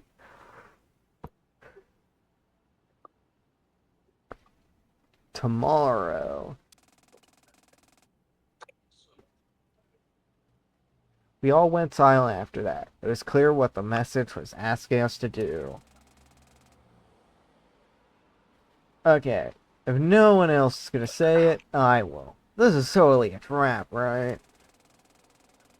Is that trap? But I'm also not one to sure can afford avoiding. No man, let's get back up. We don't have that luxury. Harry stood up from the couch and clenched her fist. Tio, would you mind accompanying me tomorrow if it's dangerous? You're the one here. Sorry to involve a civilian in a situation like this, but need backup for some kind, and you're definitely most able to fend for yourself. Of course, Harry. Isn't Potomi older than Eri? What? Never mind. What? Who's over there? Coach, I mean. Maybe, perhaps. I'm pretty sure it's already been said that that's the case. I stood up protesting. Granted, it's like older by like, I'm pretty sure 1 year, but... Hold on, why just you two? I know it's thinking, but this message is directed at me, right? That definitely want me. They definitely want me there. Probably want me there too. This is probably you directly in harm's way. Isn't that my choice to make, not yours? I understand, but please, I want to know the truth. I want to die. There's no convincing your fries. It's fair. So I should do this. I don't want something to happen to you. I'm sure. Please let me. This feels like the combination of everything that's happened these past few months. I'm begging you guys. I beg you. You're right, I guess. But I'm coming with you. Ari started protesting, but stopped herself. Hold on. Oh, never mind. We two are going to be on tight leash, okay? What? You're gonna do what? It's a metaphor. What? It's a metaphor. You what? What?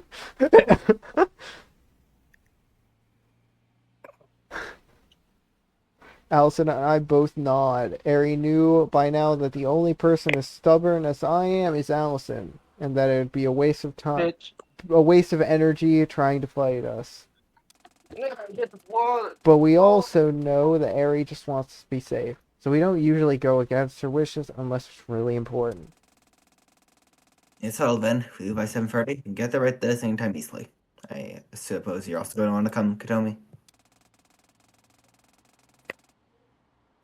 Of course I am. My best friend and my sister are going into the enemy's nest, and you want me to stay at home twiddling my thumbs? Not happening.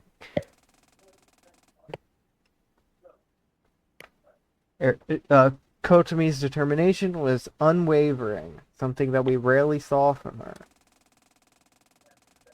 But she knew how to stick to her beliefs when it came down to it. It was one of the reasons we got along well in the first place.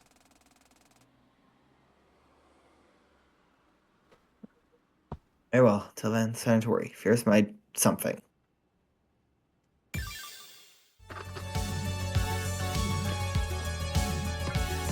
Okay, I'm pretty sure we should wait for... Never mind, Dakota's already back. Okay. I think. I'm pretty sure I heard his headphones.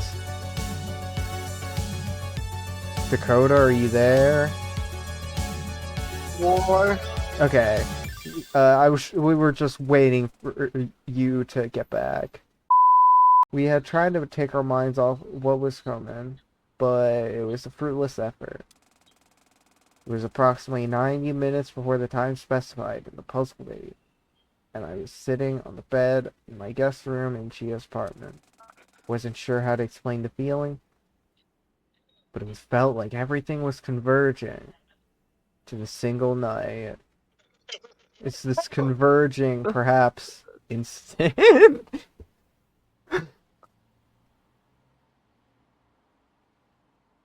Some sort of virgin playing. Wasn't sure if I was ready to find the answers that were waiting for me, but the video's message's appearance had made it plenty clear that I no longer had any choice in the matter. Allison jump scare. Allison jump scare. Door opened and Allison walked in. You okay?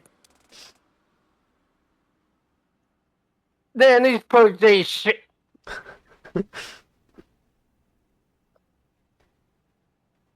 Yeah, I am. I'm just nervous.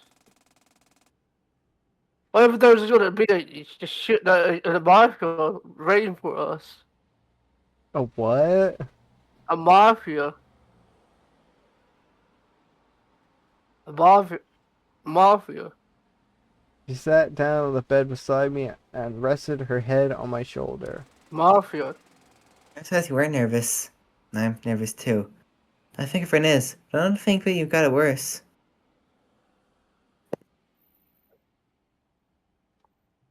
I suppose you weren't. So much as center your own feelings. It's just important that I make sure you know that I'm here for you, even if you need me for anything ever.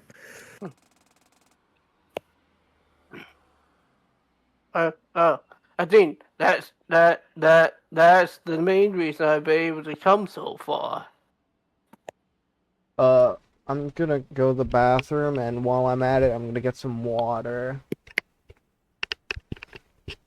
Serious? Yeah? Why would we say that? You was hiding it.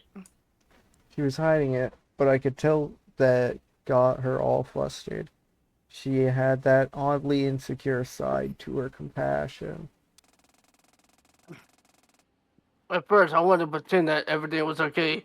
All those months ago, on the day that the ranch incident and the museum fire,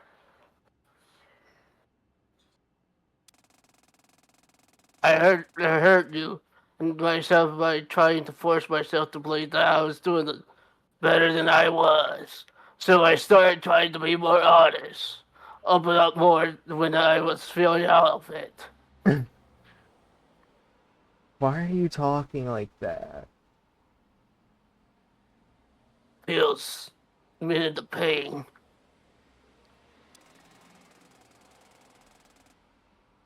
I've waited all this time, but her spirits are Match discussing mentally the on pain. herself, you putting on a brave face.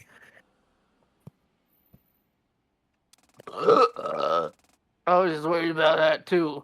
It was way too easy to fall in unhealthy habits, yeah. Unhealthy habits without realizing it. when I took time to analyze the situation I was in, I found that true. Truth and It was real. all true. Sprint and steel. Truth and real. The never. I was able to live a sudden of thy most true ones of the past fall.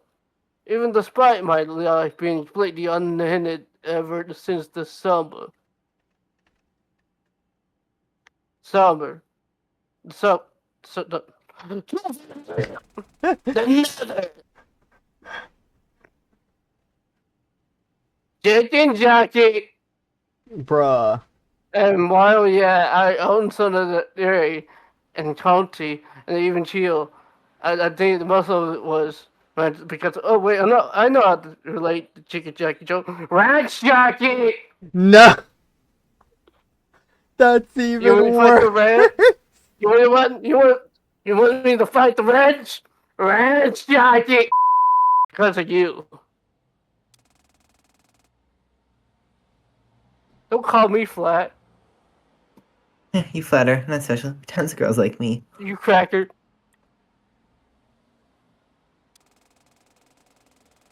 That doesn't change anything because I don't have the kind of connection with any of them. Not even the two sisters. How are they even? I don't even remember those. Hello? The Are psych. you Fair enough.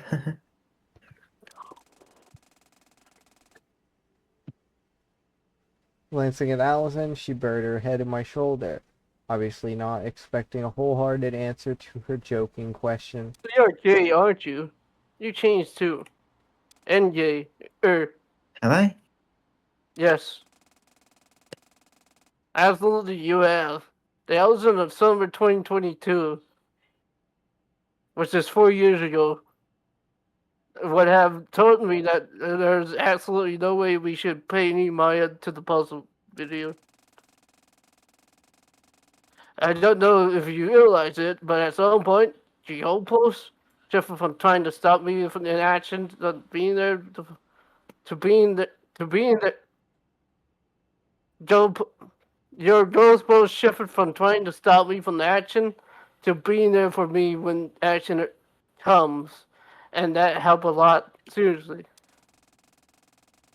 I think after Museum, and even especially with Caven, I just kind of realized enough to turn back. That really was the turning point. Don't. Never mind. Huh? Isn't that like That's the the name of the chapter, yeah. I really wish you would give yourself more credit. It's no big deal, really. So I don't think I deserve any kind of special praise. lean over and land a kiss on her cheek?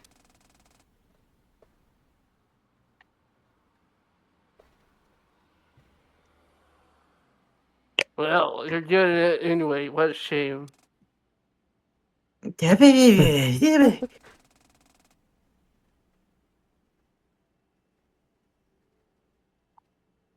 How do you vocalize that kind of sound with your mouth? You gotta tell me. Hey, once you tell me, you look at Tildy. Both of us laughed and sat in silence for a little longer, reveling in the moment as if the world was going to end in a matter of seconds. But the peace could only last so long. My alarm went off. Time to get going? Yeah, it is. Are you Are ready? you ready, son? Oh, you're No, ready? I'm not. Oh, you're ready. Okay, I'm right here with you every step of the way. No, By now your that side. I was I watching know. you. Thank you, Ellie. I love you. First read mine, then we craft. You too. Mine. Now, let's not keep Chia waiting. First we vivid, then we stasis. Let's vivid states.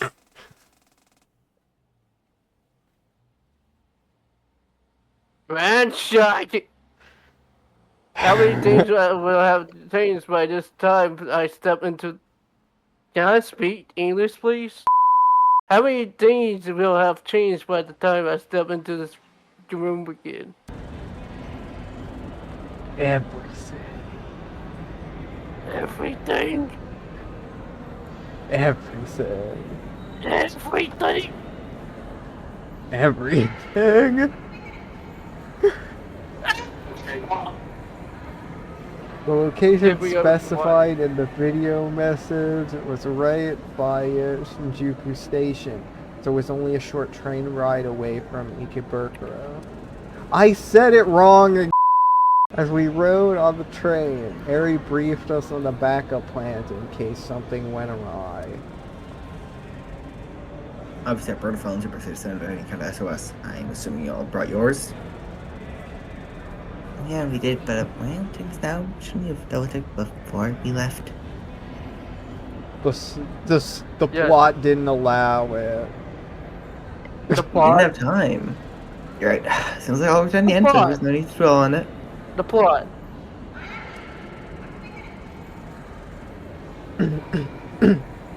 I could tell from her tone that she had also spent most of the time before we left preparing herself mentally for what was about to come.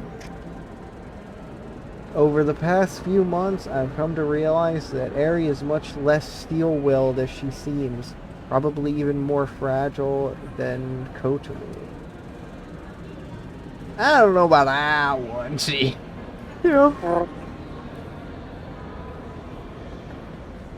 She's gotten better at opening herself up to those insecurities, but it's a process. She's still the hard-ass police detective who isn't allowed to emote at all at times. She doesn't have Fortnite emotes? Why? Why did I know you were gonna make a joke like that? Are you sure about that? Fortnite emotes? Some kind of I'm pretty sure she can emotes. emote. You sure she can't emote? You sure, Mark? Are you sure? I looked around at my friends. The thought entered my mind that I might not get to see one or all of them after the events of tonight, but I dismissed that thought from my mind. Allison saw me tense up slightly anyway, though, and gripped my hand tighter as if to say, it's all gonna be okay in the end. That more or less helped me fully calm down. Though the train ride was short, it felt like it lasted an eternity.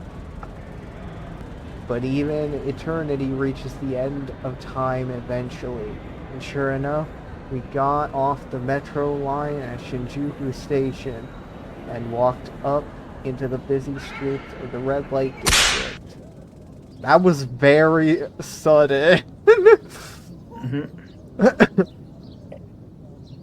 location we pointed to was visible immediately after leaving the station. It was...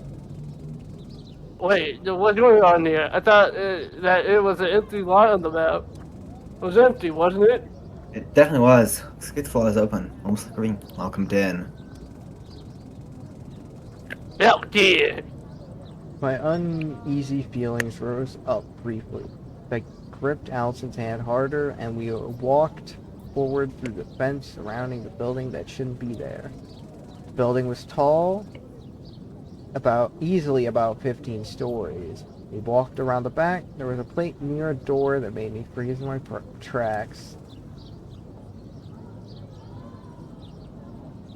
The Sunrays building? Where the fuck is that? Hearing my shock, Eri, Kotomi, and Chio hurried over. Sure enough, the back entrance had a sign above it that read Sunrise Building, rear entrance. Some position again. All of space right now, building the same news appeared in the lot that leaves empty. It should be said to say something's up here. Alright, what is building them up? Something else is bothering me. Boris looked at Eri. What is it, Air? Walking in here, some distance looking at me, I've heard them say something. Why Lock are they going here? to an empty lot? You'd think they can't see the huge-ass building for some reason. Impossible. This vamp doesn't exist. So then, why can't we see it? Are we Silent Hill? Because I have allowed you to. And the god that. Five of What in us the jumped at the goddamn? sudden arrival of a voice unfamiliar to us. Spinning around really fast, we saw a woman in a long dress leaning against the side of the building.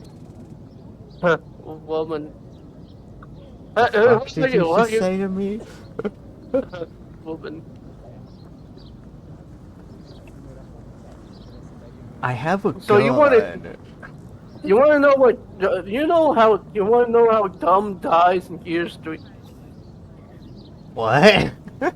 You want to know how dumb dies? Relax. I'm not your enemy. He's not. I'm the one who called you Dawn here. dying footage 2026. What the hell are you all talking about?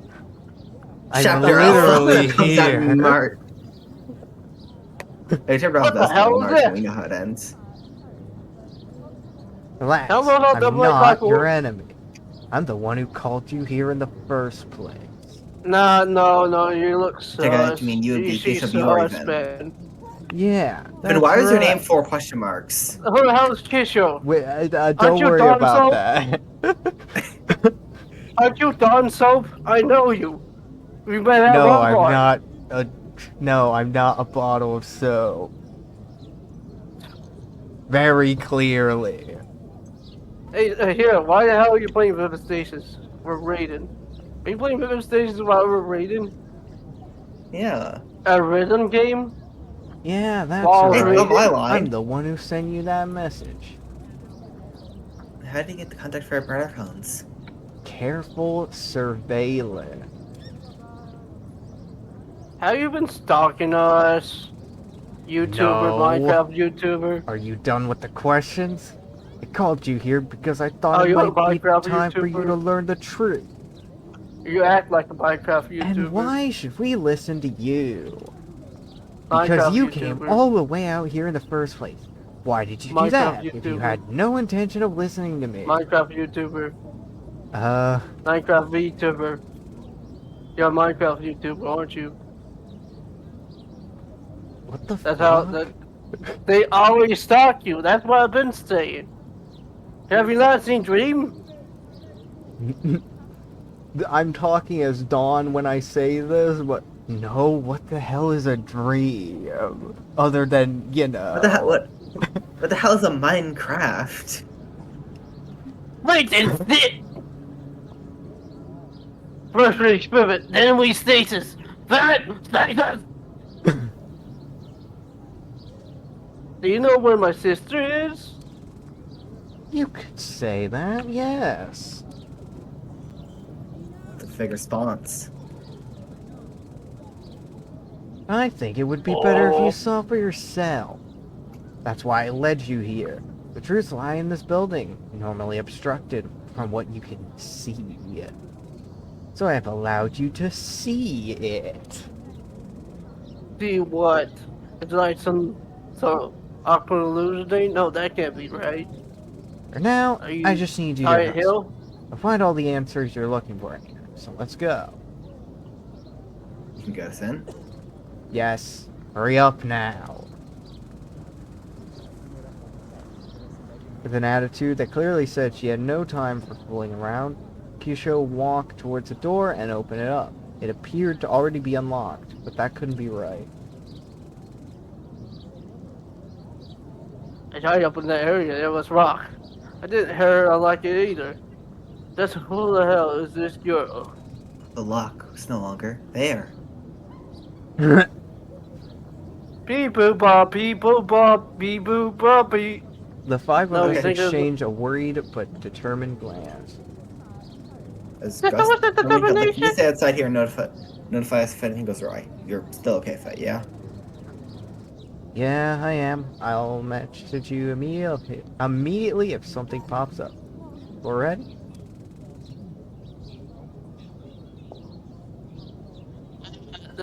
No, but let's go anyway.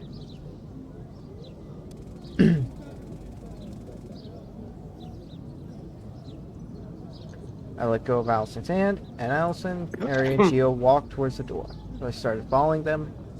Kotsumi trapped my shoulder. Hey, Saturday, come here for a sec. Yeah. Noticing that I stopped, Allison turned around inquisitively. I assured her I'd be right there and ran back over to Kotsumi. I know you already know this, but in case you need a reminder, don't ever feel like you have to push yourself too hard in order to find answers, okay? It's okay to feel overwhelmed and take a step back.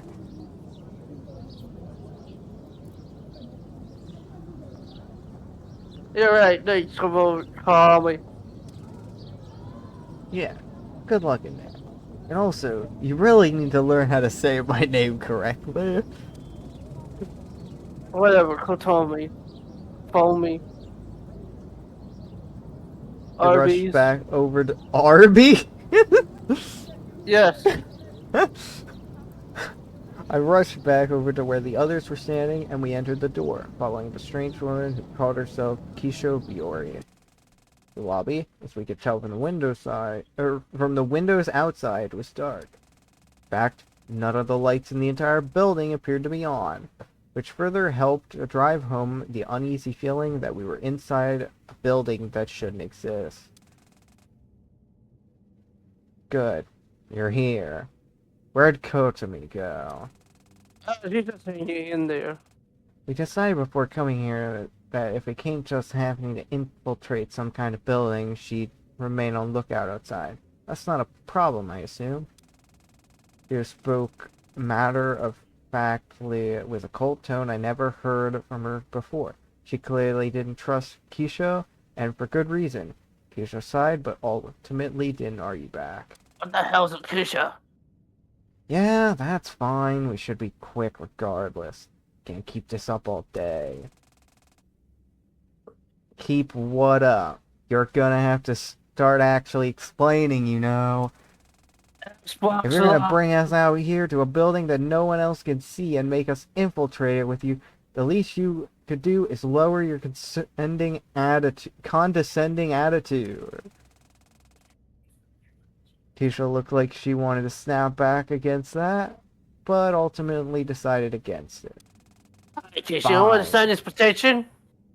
Sign my petition or to be the death of your family members. Fine.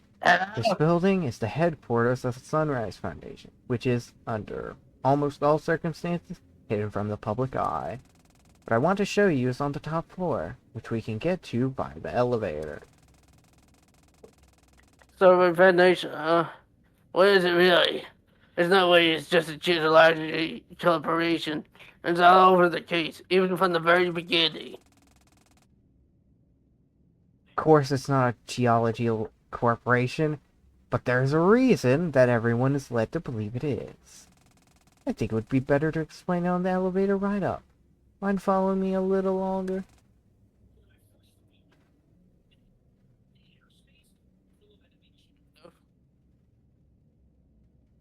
Dakota?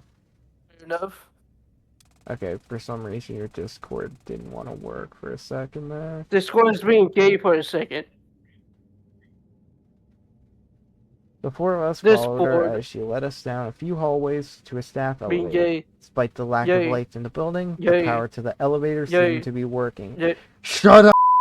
After a short while, the door made a ding sound and opened.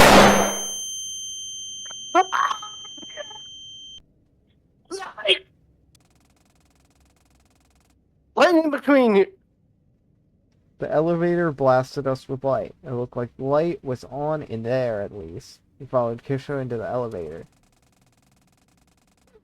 Inside the elevator, Kisho pressed the button for the topmost floor. Floor 17.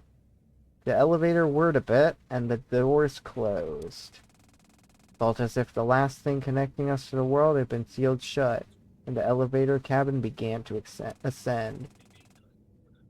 I suppose I'll ask you outright. Do you know what the Dustbreaker project is? No.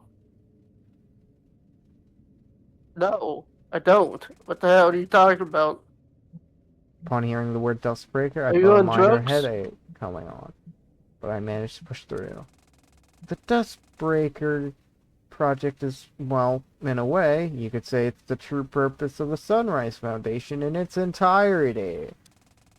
The geology business is a front of some sort, hiding what the company is really all about. So that's the Dusk Project. What's the secret? They have to fake being a geology company to hide it.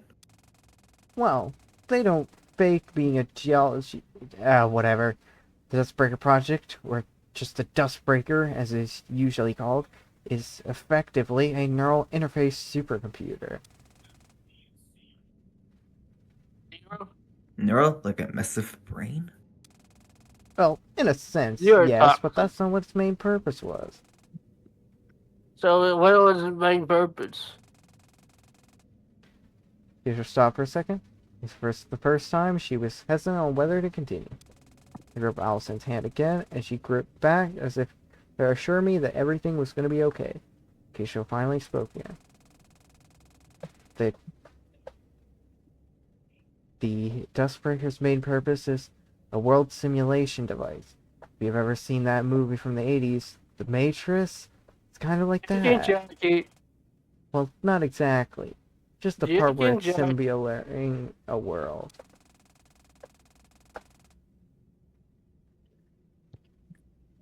Nobody was really sure what to say.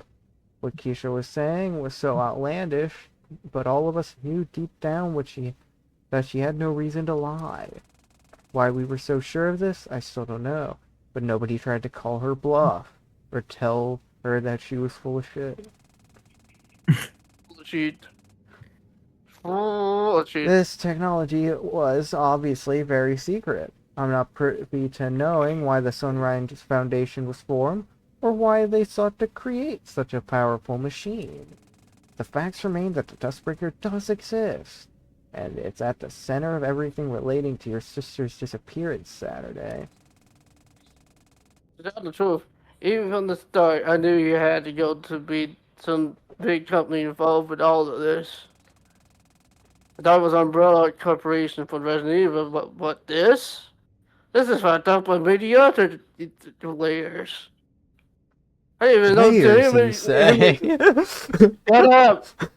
Layers, the cake. Layers, they're like onions. Onions layers. have a layer. I didn't know humanity had the And technology something to else recreate has nature. layers to it. My ass? The Earth? Not Two completely different answers. Not exactly what I was getting at either of those things, though. One is far wrong, far more wrong than the other, but we'll So, just yeah, ignore Aries that. wrong, right? No, you. No, stop! Don't commit suicide. That shit kills you. Damn. For real? Proof I'm real. Damn. Damn. Jesus. I read the line. Oh, I Jesus, didn't I hear read the it. line. Well, you could always ask the lead engineers. Both of them are in this elevator. Engineer Jamie. What? What? What? You want to hear about Ch3? All of us jumped, though we have been less surprised by the revelation that a world simulator existed than we even thought we'd be. Nobody seemed prepared for that one. The lead engineer on the project was Kisho Biori, myself, and the assistant lead engineer was one Chio Sakamura. What? Me? Me? Everyone turned to look at Chio, who seemed the most surprised out of anyone. Are you serious? Why don't I remember this? Do you not? It makes sense that you would forget the exact details, but you yourself said that you had memories of working at the Sunrise Foundation, didn't you? It was said so casually that most of us didn't think much of it. But Ari, being the natural detective that she was, didn't let that slip up pass. Hold on. Oh, fuck. Hero. Hold on. How do you know about that? We just met with you today, and Chio definitely didn't talk about it any time in the last few weeks. Yeah, wait, that's not right. What are you playing at? First show fish? Who are you? You're not Keisha. You're not Goku. You're not Keisha. You're not. Number one, you're not Vegeta. Second, you're not Vegeta. Third, you want to just be with a Vegeta. But you're not Vegeta. Vegeta. The next domino in a row of revelations have fallen over. All of us turn to look at Chio, surprised. It's true that I have fragments of memories of working at the Sunrise Foundation. I don't remember working on any Dustbreaker project, and I don't know why the hell I had forgotten. But I do remember one Keisha Beard, and she was not you. So who are you? The woman who had until this point called herself Keisha's side, she was mildly inconvenienced. It was the most believable way to get you into the Sunrise Building. I took the most logical path. What the hell are you going to do to us? Nothing. I'm doing what I promised you I do. Showing you the truth. This was just the best way to present it. Of course, I knew this would happen as well. It happens every other time. Every other time? Wait, no, this face... I could have swore this face was only you in chapter 1, but I've seen it now in this chapter and chapter 6. It's in every chapter now.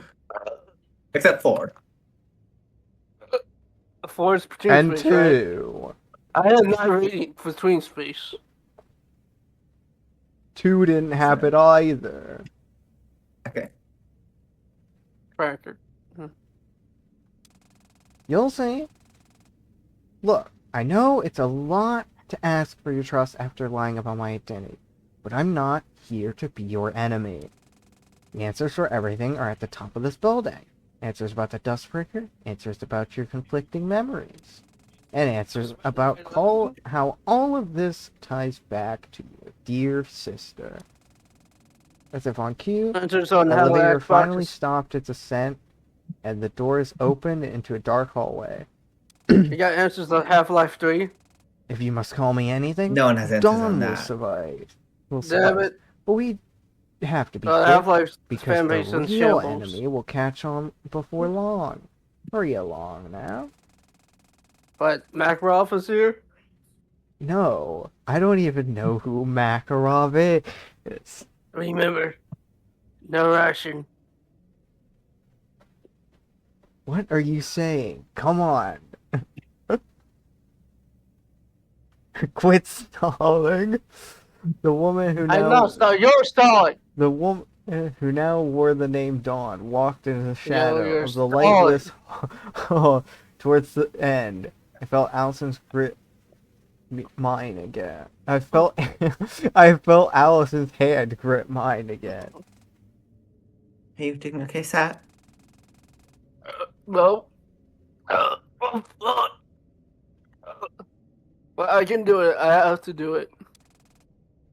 I'm still here by your side. No, you're not. Yeah.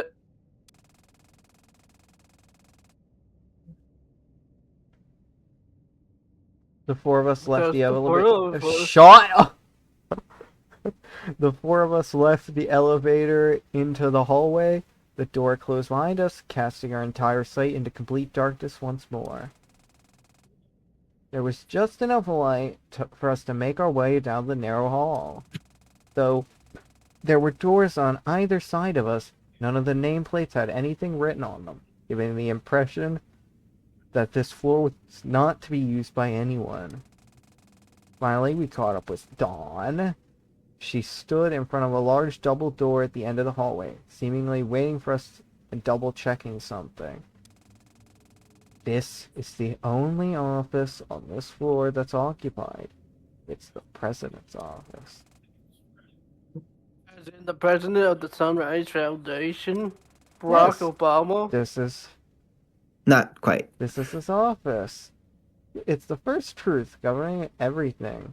Are you prepared? No. Too bad. I Fuck. stopped for a second, almost instinctively answering yes, and took the time to steady my breathing. Grounded myself using the warmth of the hand of the person I love and exhaled. Please open the door. Gently open the door.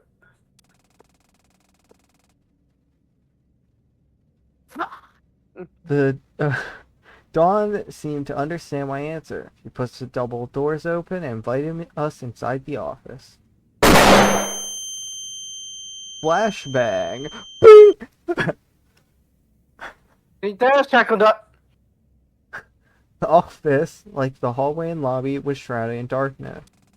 Dawn pulled out what seemed to be a miniature flashlight. She walked to the front of the desk and leaned against it, facing me. Saturday, do you know who the founder of the Sunrise Foundation is? I.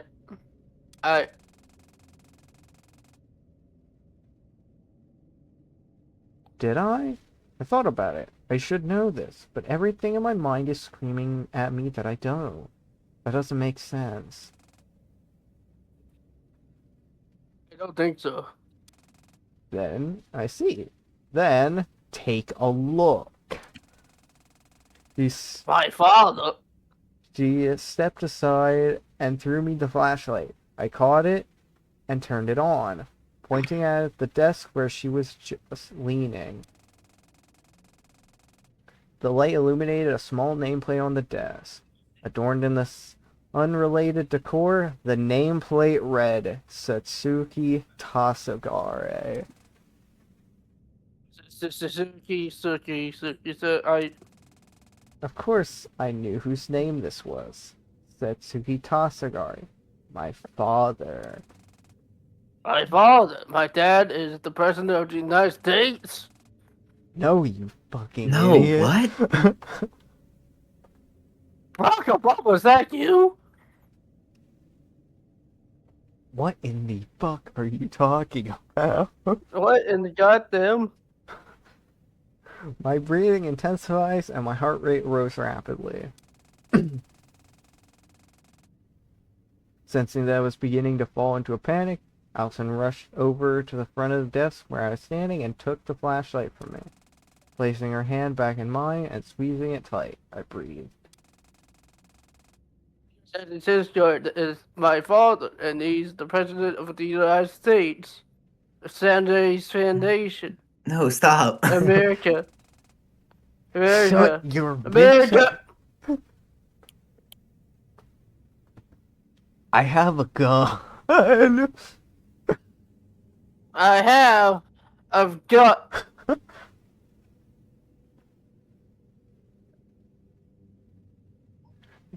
Though this should have been a major revelation, nobody in the room was losing their mind from the shock. On the contrary, it felt like a lot of things finally clicked into place. God, yeah, that seems right, doesn't it? I turned to face the woman calling herself Dawn.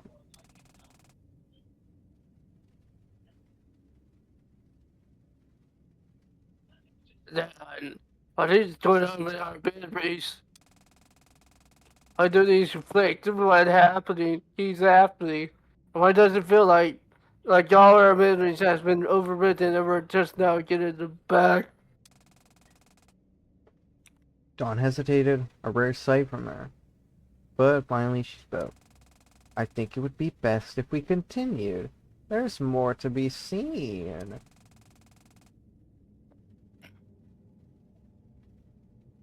As those words, something finally boiled over inside Allison, and she snapped. Okay, I've had enough of this. How long are you going to string so long and force to play by your rules? You're trying to show such a in a way where you're more or less just towing for emotions. It's not a game to you to actually care about Saturday, learn to yourself is better as some kind of freaking story to you. A storyteller. Okay, first of all, you need to slow the fuck down. I can barely tell what you're trying to say to me.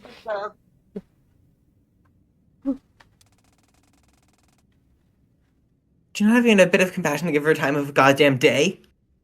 What did I tell you about slowing the fuck down? Do you not have even a bit of compassion to give her a time of a goddamn day? Dawn stood up from her leaning position against the wall, angry. How dare you? I'm trying to help you, and this is what I get. We only have so long before the World Keeper takes notice of what's going on, and we get sent back to Cycle Star. Even now, you keep spouting off this shit like you expect us to just understand, but when we actually ask for clarification, you just say, the answer up ahead, woo, and expect us to be okay with that. What the hell's the cycle? What? Who is the World Keeper? Can you finally answer some of our goddamn questions?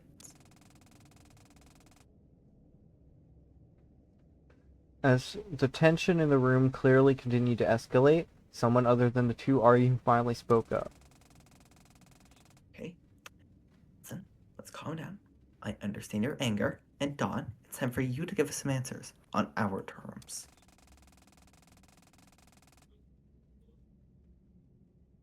See, you clearly benefit from us knowing the truth in some way, and if you don't start actually listening, we're heading right back down where we came from. Eri was surprisingly good at diffusing this kind of situation in her own unique way.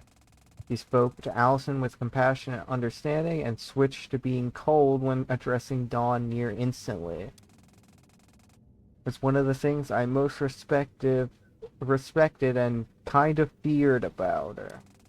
Dawn seemed completely unbothered, though. She changed back into her normal, serious self instantly, so fast it almost felt like she had never lost her temper to begin with. It felt inhuman.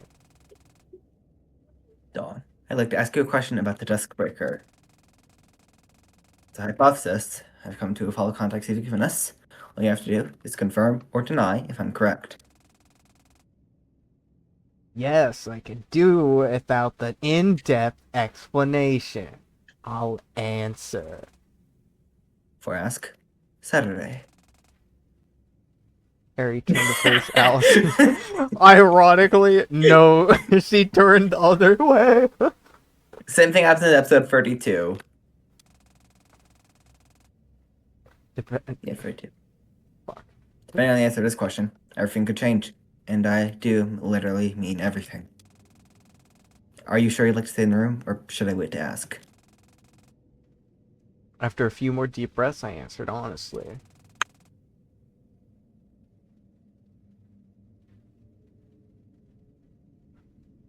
Fuck.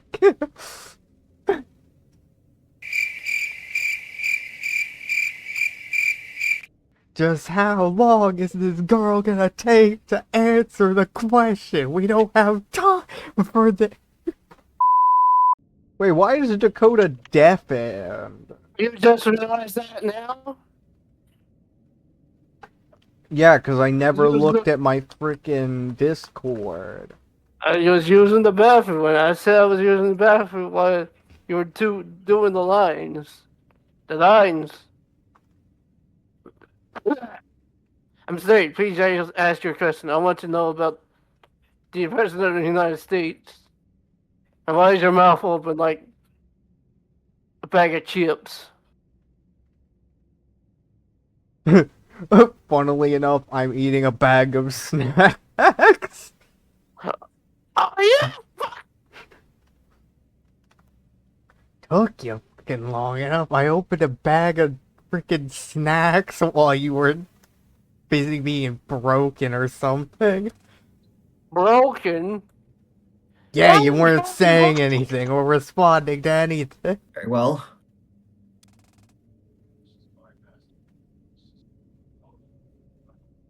She turned back towards Dawn. You know all these insane things you mentioned tonight? Looking at the Stasis building itself, a lot of things don't make sense. But there is one possibility. Makes everything fall into place. It's insane and unreal. But what's insane and unreal is a device capable of simulating the entire world is. Not right now. The question I'm trying to ask is, if a world that we live in, that we walk around in, that we're standing in right now, is this a real world or a simulated world inside the Duskbreaker? Is this the Matrix? Matrix. With a The short Matrix. moment of Stasis. silence, I let out a completely forced laugh. It's kind of really. I mean, I don't doubt that Duskbreaker thing exists, but there's no way, right? Dawn, however, sighed. Suppose the answer you're looking for is that this is the simulated world of the Duskbreaker. Though, describing it as not being the real world is a bit of a false descriptor. See, Gio, please use Saturday and I'll send the corner over there. Gio jumped at the sudden request. Alice and I were too stunned to refuse or even say anything at all. We moved in the corner of the room. Where the fuck did you pull that out? Ask Katomi's here. Hey, Katomi. What about the Big Chungus bag? The what? Big Chungus bag. Just call it a bag. No. Big Chungus. Okay. Big Chungus. Big Chungus. Okay, big but chungus. seriously, where the freak did you just pull that out of? Pocket. How? Pocket. Fair enough, I guess. It all happened in an instant. Ari whipped out a small pistol out of her jacket and pointed it directly at Dawn. I'm going to ask a few more questions, and you're going to answer them. Understood? Dawn, however, did not seem to be fazed by the gun pointed directly at her chest. You think that does anything? No, I wasn't sure how the right time to bring this up, so I'm sorry if there's enough of a major revelation. There was something I noticed when investigating Suki's office all those months back that I never talked about. What is this? Bro? A lot of books about something called the metal layer concept. Oh, you saw that, have you? It's all pseudoscience mumbo jumbo, but quite of a situation. A lot of things suddenly make sense. What is But the idea of world layers. The idea of third dimensions above us that look down on us as we do to fiction. I can't even see Ari's face. Why is that face out of frame? Because it's been moving down. Why is it moving down? Because... Can't say I understood much of it at all, but, Dementia. well, a lot of things that make sense if this woman in front of us is from a different world. Are you serious? How's that even possible? Dawn sighed. Not only is it possible, but she's right. I'm not originally from this meta layer. None of us are. This is a simulated world, not a natural meta layer. Look.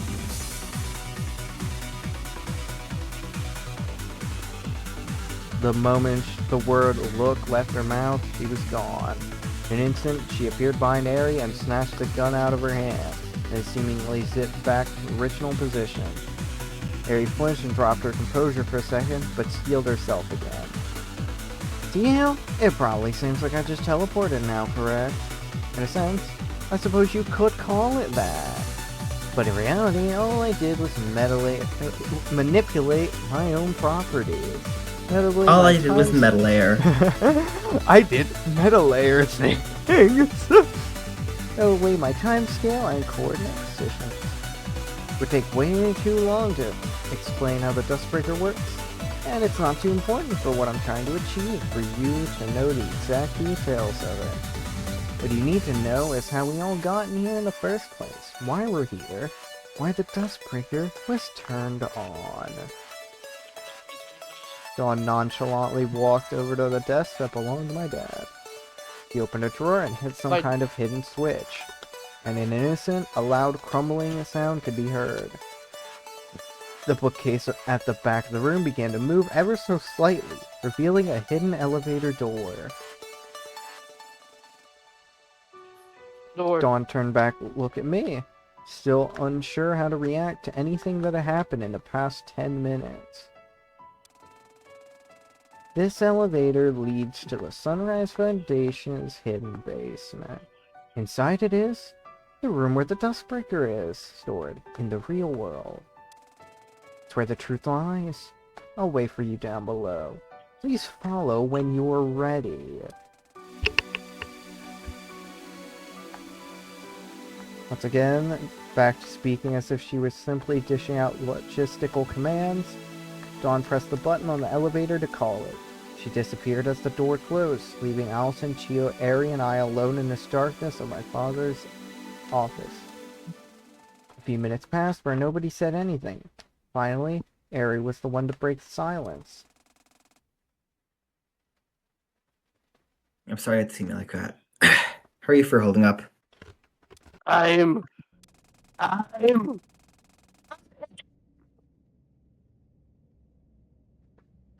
tried to say I'm doing fine, but my own emotions took over and I got choked up before I could finish. Fell to my knees on the carpet floor. so fucking overwhelmed.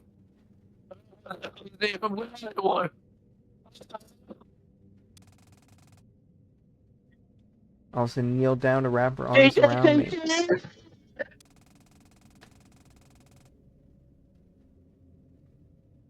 So sorry, Seth. We can go home now if you want. It's really clear it was way above what any of us expected.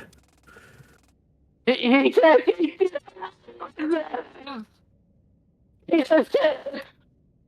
get away with. Who? My dad. Oh.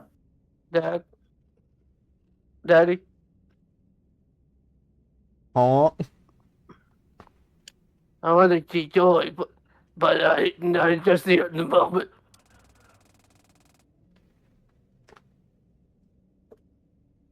and many moments I was given. Kneeling on the ground, I sobbed for a good 10 more minutes.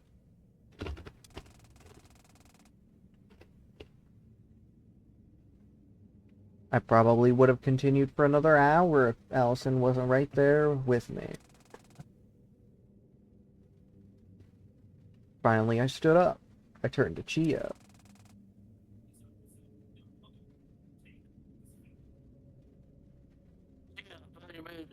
I think I'm back. Not all of them, but I remember why we started the Dustbreaker project. What it was that Satsuki, that your dad wanted to achieve. Tell me, please, I want to know what led to all of this. I can't tell you the whole story because I don't know it. What do you mean you don't know? You don't remember? I'm assuming that woman has her own side of the story to tell, down on that secret basement. But from my recollection, it goes something like this. I don't think I was ever privy to what it was, but something really horrible happened in your childhood Saturday. You were traumatized really badly as a result, and spent a lot of your early years as a recluse. Never going to school or making any friends. I remember Satsuki telling me a lot about those days. I think he thought they would improve over time, or maybe he thought it would improve faster than it really would. Whatever reason, Satsuki was really down when it seemed to him like you weren't feeling any better as fast as he expected you to. I don't think he wanted to rush you or anything. I don't really understand the feelings of a parent, though. Regardless, growing up and observing how much you were hurt by whatever it was that happened, you changed Satsuki's outlook on a lot of things in life. I don't know if your memories allow you to remember, but Satsuki was a large shareholder in a lot really big corporations around the time you were born. After it became clear to him how deeply you were traumatized, he sold a lot of his shares and funded the Sunrise Foundation. Will you shut the fuck up? No, Can you mute him? even the Sunrise Foundation, it's clear that it isn't the geology company that we all have been led to believe, Colonel. The next part is complete speculation on my behalf. But I think that the whole geology thing was a part of a simulated world and not an actual part of the Sunrise Foundation as it is in reality. That sounds right. Because I don't remember Satsuki ever mentioning anything about a geology front to me when I was working there. I only joined on to work on the Dustbreaker project, which was the fourth major project by the company. The whole goal of the company was to experiment with alternative scientific approaches to psychiatry, basically. Trying to use technology to assist with recovering from mental health issues. What is this Dustbreaker supposed to do? It really doesn't sound like whatever it meant to do actually worked correctly. Yeah, definitely not. I can't speak on the previous three projects by the Sunrise Foundation, but the Dustbreaker was meant to be a sort of VR exposure therapy in a way. It's supposed to be a therapy. It was meant to provide a safe simulated environment for a subject to face their trauma. Silent hell. Shut your bitch I don't like that. He is a flaw on the premise alone. It probably was. But Satsuki was determined to a fault. It bordered on unhealthy obsession. I heard from coworkers who were around the company for longer than I was, and he wasn't always like that, but I'm not sure what changed him. What were you trying to do? Like, were you trying to remake Silent Hill 3? If that's the case, then how did we end up here? Inside the actual simulation itself? How do we get out of here? Unfortunately, I don't have the answers for that. That's why my memory's cut off. Were you wiped? No, not like the others. I think whatever it is that happened to lead to all this was something I blocked out of my own memory.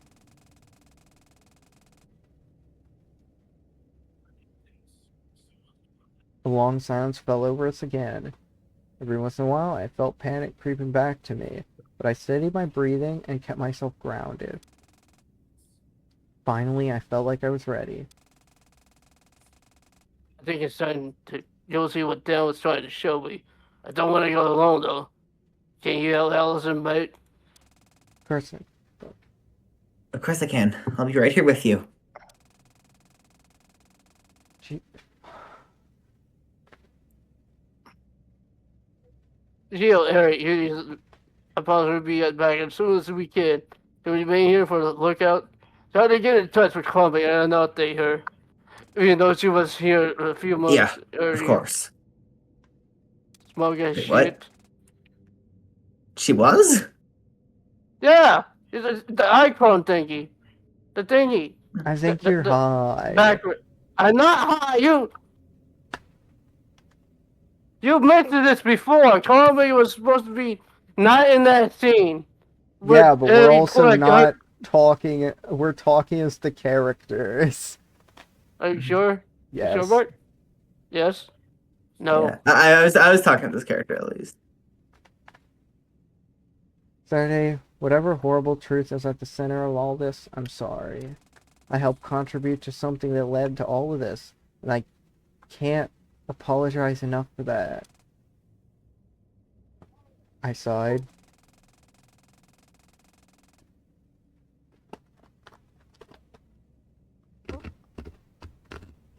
I don't have time to think about my feelings on that right now. What matters is that you're here helping us right now. So I'm focusing on that instead. Metal Gear, Metal Gear, Metal Gear, Metal. You nodded understanding, minus the last part. I took Allison's hand again and pressed the button on the secret elevator. The door opened, temporarily bathing the room in the light I gently that opened the signaled door. our approach. I'm gonna stab you. You're British?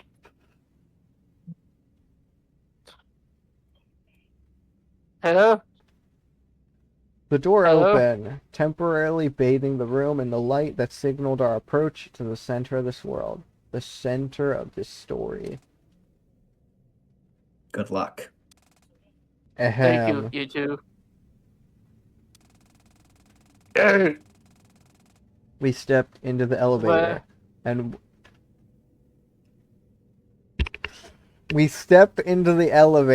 watched the doors close, obstructing Ari and Chio from my view for what I could only pray would not be the last time I'd ever see them.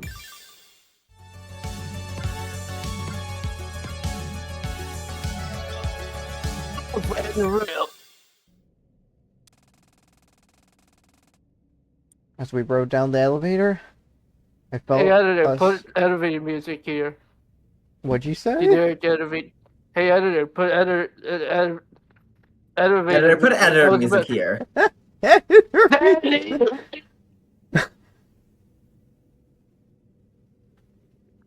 Also, no, I'm not gonna do that. Funny. Funny. As we rode down the Fuck. elevator, I felt a large amount of energy leave my body, and I leaned on Allison's shoulder. Sorry, I just tired. I can't blame you. You're doing really, really good, you know? I'm really proud of you.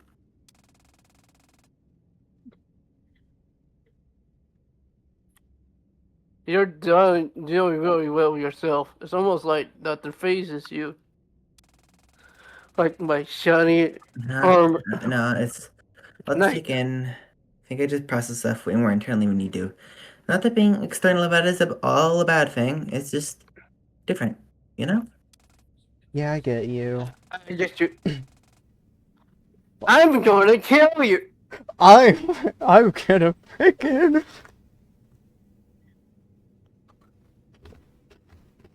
I'm gonna crash it. The elevator plummeted to the depths of the unexisting building. It was a long, long ride. Finally, the elevator came to a stop as the doors opened into a dark hall.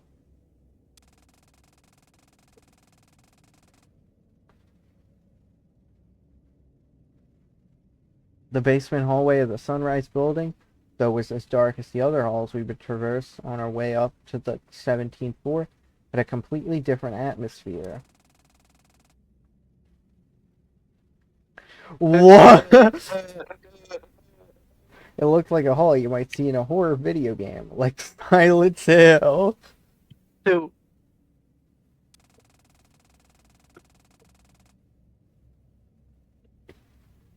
As Allison and I walked in the dark hall, our footsteps reverberated across the walls, as if judging us for being in a place we should have never ventured. But we were here, and we weren't turning back until we found the horrible truth that this place housed.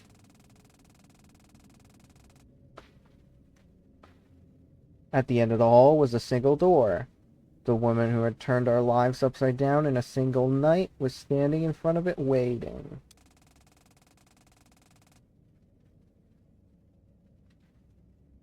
Took you long enough to get here, you fucking idiot. Shine, Dr. Jordan. William is not that your Running out Spanish of people? time. The World Keeper has noticed what I'm trying to do. Who is the World Keeper? A Morty? Pretty much my polar opposite. I'm here to guide you to the truth, and she's here to prevent you from finding it. I don't have time to explain more. I'm sorry. Change the world. My final message. Goodbye. Bye. Saturday, inside is the truth. At the center of everything. It doesn't explain all the questions, but it's the biggest answer. It will be hard to face. But please, for your own sake, you have to.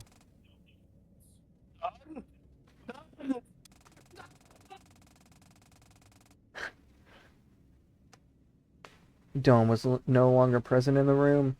It looked like she had been torn apart from the world itself. But given everything we learned, that doesn't seem right.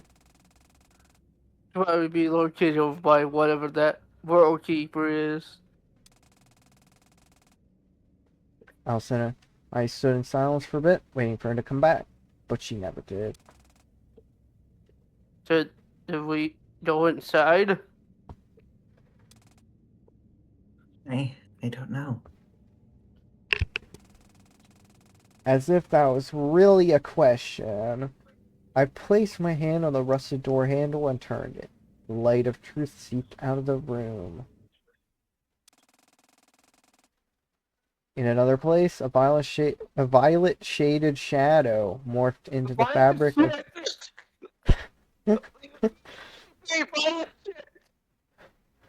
I have no idea what you just said. Violet shit. That's what you were supposed to say, I swear. I said violent shaded. No? Yes. It was not the first thing you said. I said violent shaded. But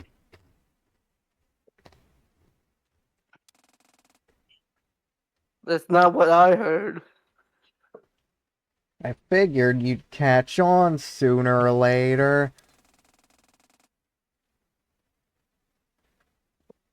On the other side of the room, the World Keeper stood, anger adorning her face. Usuki. Dakota. I thought we could... Wait, really? Yes. What the hell do you think you're doing? Why are you surprised? I'm doing what I'm supposed to be doing. I'm fulfilling the reason I exist. And you thought that I would just sit here and let you put her through that? Do you need some water? Why do you sound like... Yes, I need some water. No, but I knew I could keep you busy enough to give me a head start. So you were stalling. Yes. You're stalling. What the fuck? Now give me that shit. Okay. At her fierce words, Sugi swung around her back. A large group of energy particles formed around it, and a long glowing shape took form. It was a scythe formed of resilience to protect the order of the world. A weapon used to reap death, being wielded by death itself.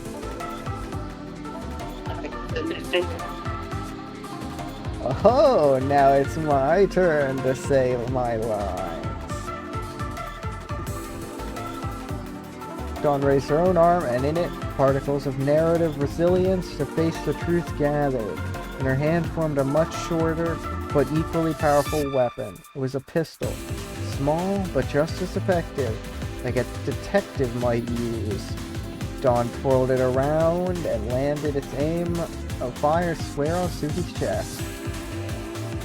Didn't anyone ever tell you that it's a bad idea to bring a scythe to a gunfight?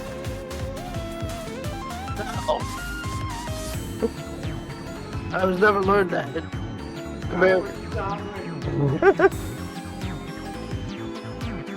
Dawn. The opening move was made. One shot fired. Of course, that bullet was never gonna hit anything other than the wall. But someone has to make the first move.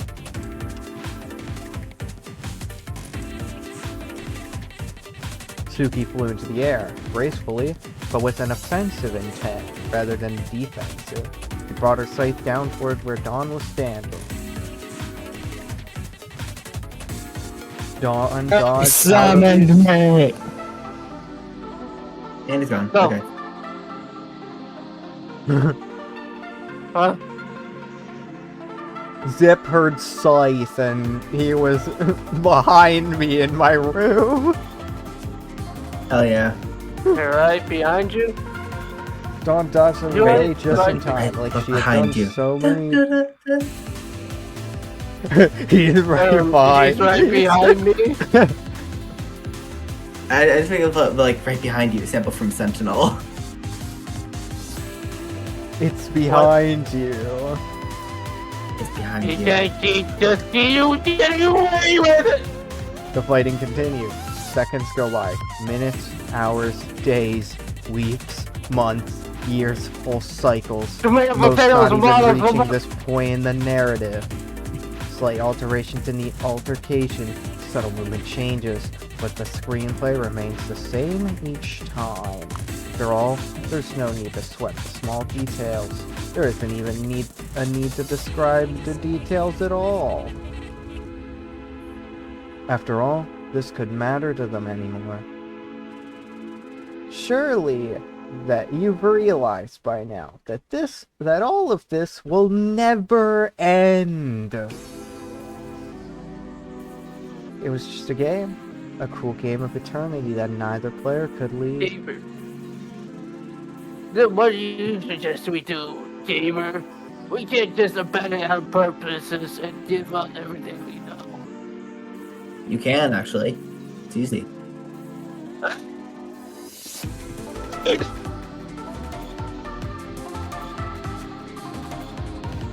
The World Keeper, blissful ignorance personified. The Liberator, determination of freedom personified. The ideas given life. You could even call it that. No, this was not life. This was far worse than life. Far worse than even death. It was infinity. An infinity they could never escape. Fated to battle with each other. The only other one who shared this infinity with them. Back in the basement of the Sunrise Foundation, Saturday and Allison entered the room only lit by the light of a worn-out computer monitor. There's some kind of log. No! Don't read that! Read that. Stop! I'm pretty sure this is Storyteller. What? Staring down the truth. Actually, I think Hero should read for Storyteller, considering I'm reading Dawn and you're reading Suki.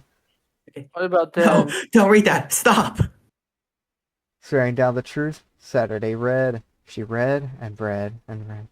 She sobbed. She screamed. Only Allison was there to comfort her. Why? Why? Who put us in this fucked up eternity? I want out. I want out. Please, just any kind of miracle. I don't care who. I don't care what. And then...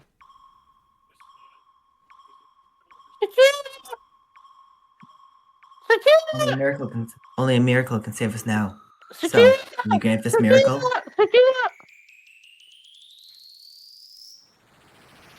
Shatter your fate. The story will remain unfinished. What in the goddamn? Last wish. Wait, what? What in the goddamn? Why is that upside down? Did you even change it? You put, actually you did change the font.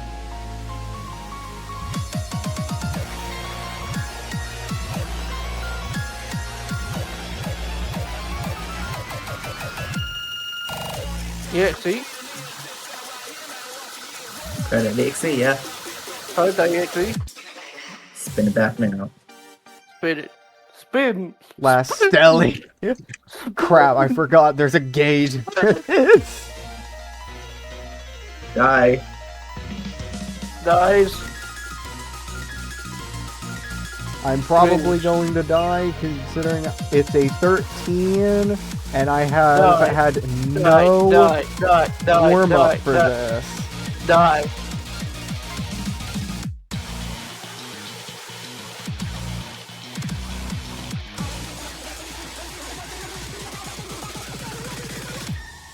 Do you think I want this?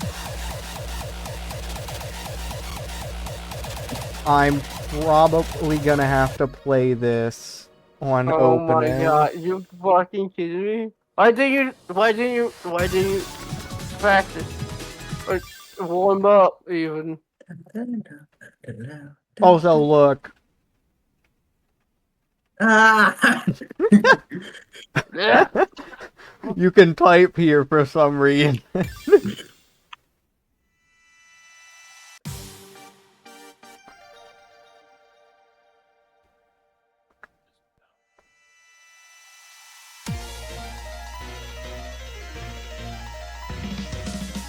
Also, why is there no name for the opening gauge? No, I think it's different in that there's like it's like easier apparently.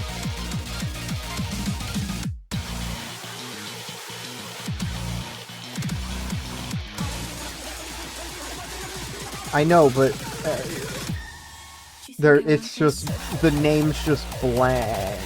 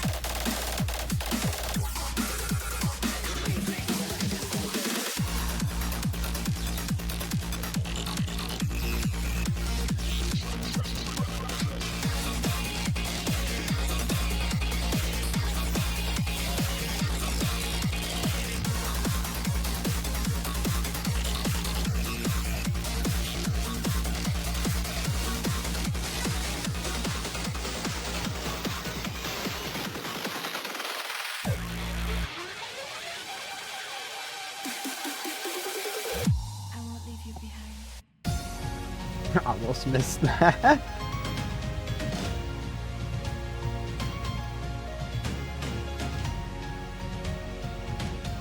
I still don't understand why the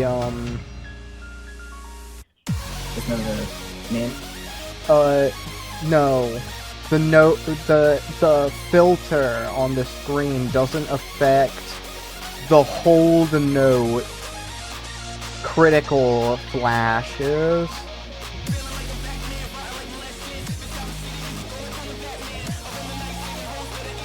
When you hit a normal note, the note flashes white during that monochrome part, but not for the hold notes.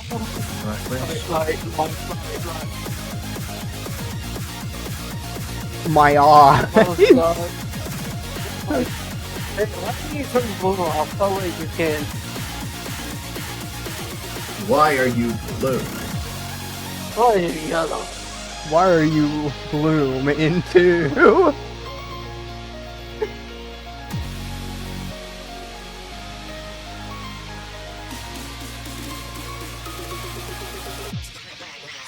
Now.